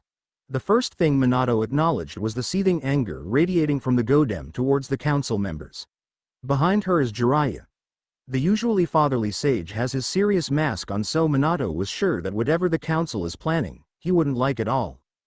Minato spoke out first, seeing the council doesn't really know how to address the child version of their former Hokage. I believe Toshiro and I are holding our end of the bargain, he said. Why are I here this time? The council is here to confirm who you say you are, Kaharu replied. The Hollows attack the village wasn't enough proof that you are targeted, Minato asked. He dropped his lenient self and wore the same serious mask as Jiraiya's. You still want authentic proof that I am who I say I am. Byako was already stirring from his mind and tuning onto the meeting. You eavesdropper. I'm you, so I'm not eavesdropping in any way. Byako replied smugly. Go back to sleep, Minato ordered, knowing full well that his Zanpakuto won't, and turned his attention back to the meeting. We want to know where your loyalty lies, Danzo finished. With Soul Society, of course, Minato replied without skipping beat. The civilian side suddenly jumped out of their seat, point fingers at him almost immediately. See, we told you he was a fake. Minato glared darkly at that half of the council, causing them to pause and obediently sat back down on their seat. Should have let me out and sick on them instead. I am not a fake, Minato insisted, feeling insulted from the accusation. The village I loved is nothing but a memory to me now. Until my mission ends, I answer only to Tsunade-sama and nobody else. Don't argue with me, I'm a different man and I've been prone to lashing out these last few years. Nice bluff. Byako snickered slightly. You are more of a fool than a mini Toshiro. Isn't that the other way around? If that's the case, we'll put your loyalties on hold, Danzo said. We'll move on to a different topic. What are you going to do about that demon? Homura asked. Minato flinched before he glared at the elder. How dare they call his son a demon after all this time? I'm sorry, but I have no idea what are you talking about. Byako snarled in the back of his mind. Minato knows what exactly they're talking about. He wants to make sure if he's on the same page as them. Just to be sure. He knows that Byako is just itching to rip the council to shreds. It was Kaharu who replied. We are talking about what plans do you have of indisposing the Kyuubi's Jinchuriki, Namikaze. I'm going to kill them, Minato thought darkly, his hands curled to a fist. This time, he didn't blame Byako for the influence. Sasuke's eyes narrowed at Orochimaru's old friend, as the said friend looks back at him with cold brown eyes. Something about that man seemed really off. A couple days ago when that newcomer arrived with a group of white uniformed figures, Orochimaru was gazing the man with same gaze he would give to Sasuke. The gaze of obtaining whatever kind of power the target has. What do you want? Sasuke demanded. Orochimaru's friend looked down at the teenager with amusement. Forgive me. My name is Aizen Sosuke and I was not expecting my friend was housing such a powerful shinobi just as yourself. You show a lot of potential, Aizen said, his cold eyes never leaving Sasuke. Black coal eyes, might I ask, you are one of the Uchiha member, a wielder of the Sharingan. The gaze intensifies. If Sasuke didn't train himself in masking his emotions, he would have shuddered. Orochimaru is not housing me, Sasuke replied, glaring at the man. And I am Uchiha Sasuke, the last of the Uchiha. Leave me be, or I'll kill you. Sasuke is thirsty for power, Aizen concluded. He could already tell the amount of power the boy has shimmering under the surface, and the things he do to make the boy bend under his will. Aizen has no intention of letting his new lab rat escape. Sasuke-kun, how would you like to obtain powers no shinobi has before? The boy paused mid-stride, causing Aizen to smile. He loves the fact how easy it is for him to manipulate humans. I'm going to kill him. Minato's mind chanted those words like a mantra. I'm going to impale him and string him up with his intestines. The things Minato thought up made his Zanpakuto very happy, in a sadistic way. So pleased he decided that tonight he wouldn't invade Minato's dreams. Which the spirit does every so often, just to tick his wielder off. Too bad we can't exactly reap his life, you know, Byako chided, fueling Minato's anger a bit more. I am aware of that. Minato snapped at his spirit before turning his attention back to the council. Why would you suggest such a thing? He was pissed but he didn't show it through his voice. His eyes were a completely different story. A small tinge of red can be seen in his blue irises. The boy is becoming a threat to the safety of the village as of late, the older man replied. He must be disposed of so that the village doesn't face certain destruction. Isn't it as your partner said? As long as the boy is alive, those monsters will continue to attack us. The council didn't say anything, especially while they could see the smoldering anger in the teen Yondaimi's eyes towards Danzo. His appearance may have changed but those gaze stayed the same, the very gaze he would give to an enemy shinobi during the Great War. Whereas, if you think that killing him is the answer to everything, your beloved home will be saved? Minato questioned. Konoha is your home as well. Danzo stated, it was my home. I belong with the dead. Seireti is my home now, Minato countered. I am here only for my mission, after that, I'm cutting my ties with this village. I doubt I'll be coming back. I doubt I'll be coming back while you're still here. He mentally added. Before Danzo could say anything else, Tsunade stepped in to intervene. Couldn't the old hag waited a bit longer before interrupting? Bayako grumbled. We should be grateful for her, and don't call her an old hag. Minato scolded back at his other self. He had to concentrate hard back to reality. Arguing both ways could take a toll. The Lady Hokage turned to Danzo, fury in her eyes. I too wish to know why would you say such absurdity while Naruto has done so much for the village. Have you forgotten about the Akatsuki is still after him? Danzo added. They will come after for the boy, or rather the Biju inside of him. 2 Akatsuki members has infiltrated Konoha in their first attempt in capturing the boy. Minato's expression never changed. Tsunade-sama, he began. Do you know the reason why the Akatsuki want with the Kyuubi? By his tone, he was demanding her for the answer, not questioning her. The Akatsuki is going around to every country trying to capture every Jinchuriki to extract the tailed beast out of them, Tsunade said. It is likely that they are using the chakra of the beasts for a weapon. Why does that sound the usual world domination crap I would find you reading back in the other world? Bayako mused. Minato pretended he didn't hear that at all. At this point, the blonde had to imagine a brick wall between Bayako and himself to cut off any mental connection for now. If Naruto dies while Aizen is here, he can turn Naruto into a hollow, Minato said. Aizen developed a device to cross worlds. I'm pretty sure he's building a second device as we speak. There is no possible chance for Naruto to escape Aizen's grasp unless we end him in this world. Preferably before he turns any Jinchuriki into an Espada-level Arrancar. So bluntly speaking, we're screwed while this Aizen guy is out there alive, Inuzuka Sume said, baring her canines. Even in death, Uzumaki Naruto won't escape this madman's grasp. That's the easy way in putting things together, Minato replied. Can't you just send the bastard to hell and get this over with? Inoichi asked. I'm pretty sure the other captains would have done so already before I got promoted. Minato said bluntly. That's why Hitsugaya Taicho and I are telling you to stay put, Minato said. Should your soul be devoured or should anybody were to be transformed into a hollow, Bayako appeared in his hand. The sunlight reflecting the blade made it look even more dangerous and ominous. Bayako and I will just have to cut you down before any damage is caused. He smiled, but it wasn't one of his usual smiles. His usual smiles are fox-like, borderlining goofiness. This smile is promising pain and bloodshed should they not heed his warning. I should ask Minato to do a physiological checkup later on, Tsunade thought, inwardly cringing. She glanced at Jiraiya once and she could tell the man was equally disturbed.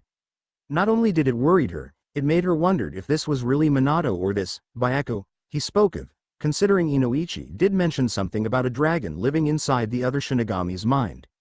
Could Minato switch places with the other spirit is completely questionable and highly plausible. Great, how to tell the hell can she ask Minato without offending him? Minato, I need to do a mental examination on you to be sure you're still sane. She could feel another headache developing already. It didn't take them too long to end the meeting. Everybody wanted to get out of there as fast as possible, and away from the crazed blonde that was once seen as their Hokage. Toshiro stopped in a mid-strike and turned to the sky. Is something the matter, Toshiro? Naruto asked as he wondered why the white-haired Shinigami stopped. It's nothing, Toshiro replied. The sun must be getting to me. I never liked that oversized ball of inferno, never have and never will. Would you like to sit under the shade and rest? Yamato offered. I said I dislike the sun, I never said it has the power to weaken me in any way, Toshiro replied. But Yamato-sensei didn't say you could get weak, Sakura thought grimly. He's completely different from the Toshiro I knew, Naruto thought just as grim. Then an idea popped into his head. Hey, Toshiro. Is there a way I can be a Shinigami? Sakura immediately bonked Naruto from behind, sending the blonde flying. Toshiro merely raised an eyebrow, looking at the scene in front of him. He was amazed how strong the girl was despite of the age. She could be a living version of the Kusaji Shifuku Taicho, only less hyper and easier to anger. Do you realize you're asking him to kill you? The pink-haired Kunoichi cried. I was gonna ask him if there was a way I can be alive while having Shinigami powers, Naruto said as he got back up and rubbed the bruise he received. It is by our laws that we can't transfer our powers to the living. Not unless we can to face exile or possible execution, Toshiro replied. Sorry, but it's risky and usually it results with death. He paused. Exactly why would you want our powers? It's just, Minato and you are the only ones protecting us, right? Naruto asked. For now, Toshiro replied. Backup will arrive a little later on.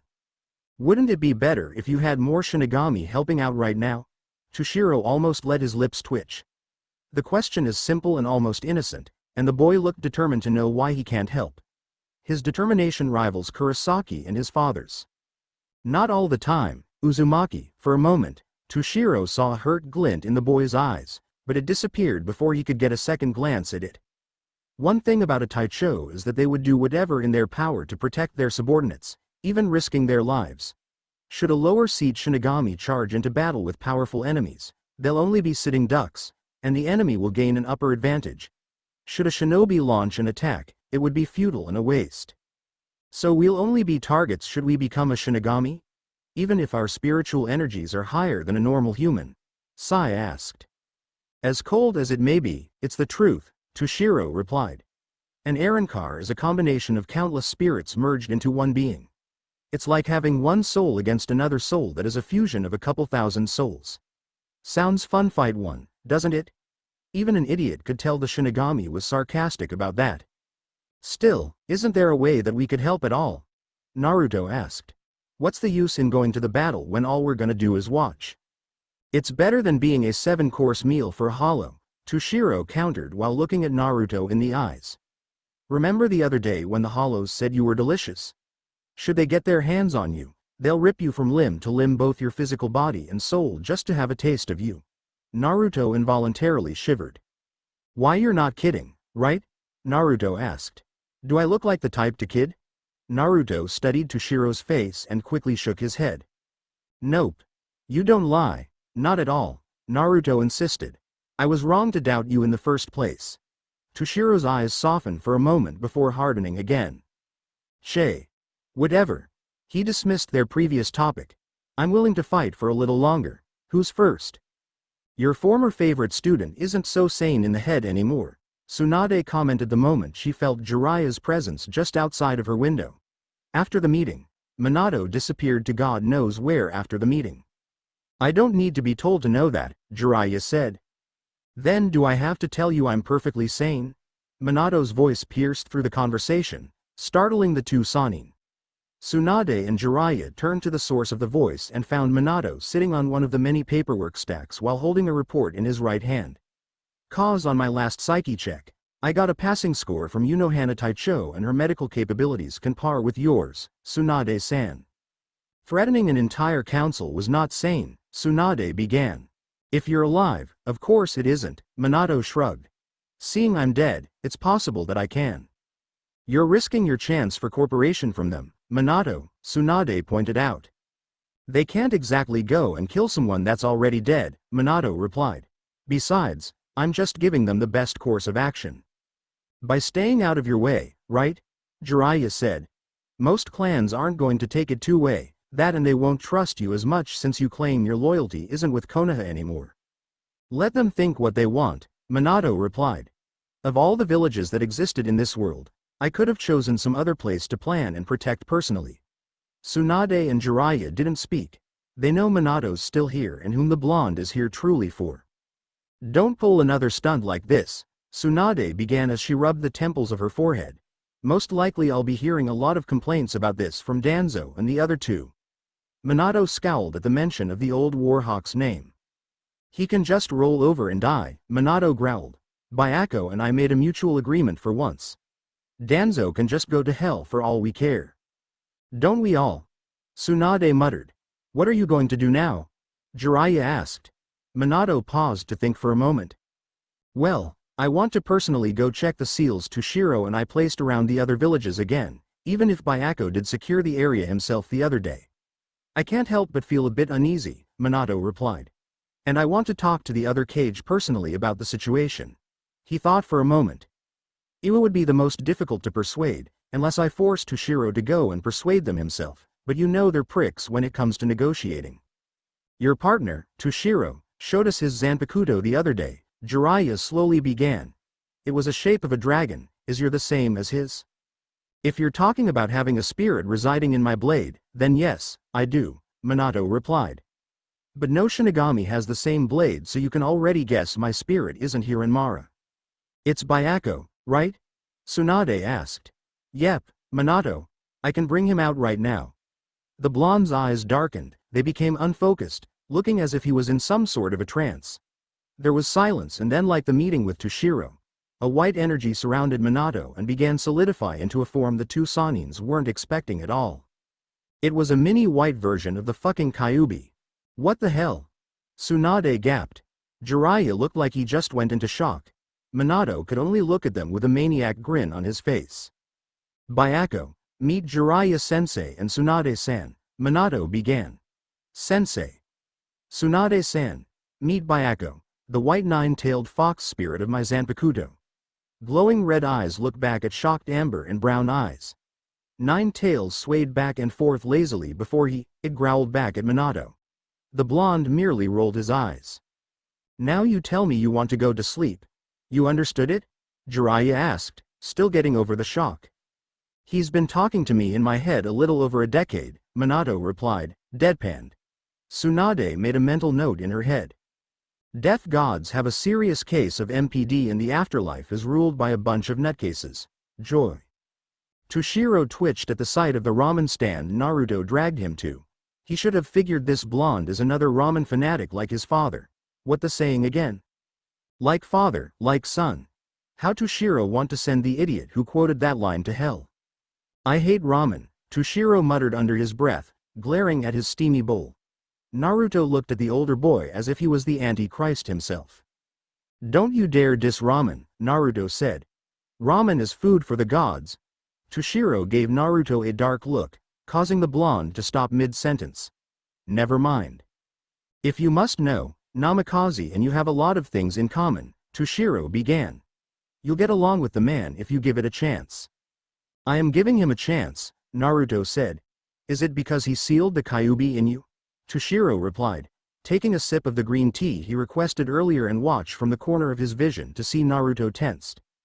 Namikaze has his faults as well. You have faults and so do I.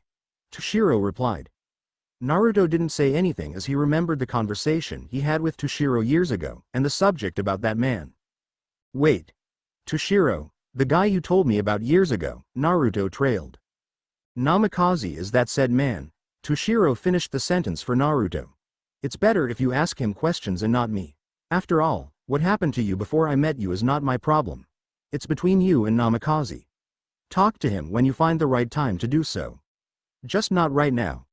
Naruto didn't comprehend Toshiro's last sentence until a familiar blonde showed up. Oh, there you guys are. Minato's voice broke through the conversation, appearing behind the two. Toshiro didn't react on Minato's sudden appearance, he already sensed the blonde coming a mile away. Naruto jumped, startled, and almost spilled his ramen bowl in the process. Training over already? Minato eyed Toshiro and the bowl of ramen with a raised eyebrow. Uzumaki offered, Toshiro said as if it was the simplest thing in the world. Minato shook his head, looking almost sagely, and then sat on an empty stool next to Naruto. A bowl of miso ramen, please and thanks, coming up, Tucci said over the steam. Naruto merely blinked at Minato. You like miso ramen too? He asked Minato. Minato merely grinned back. You too? Minato asked. Hey, I suppose you a couple bowls of ramen every day, right?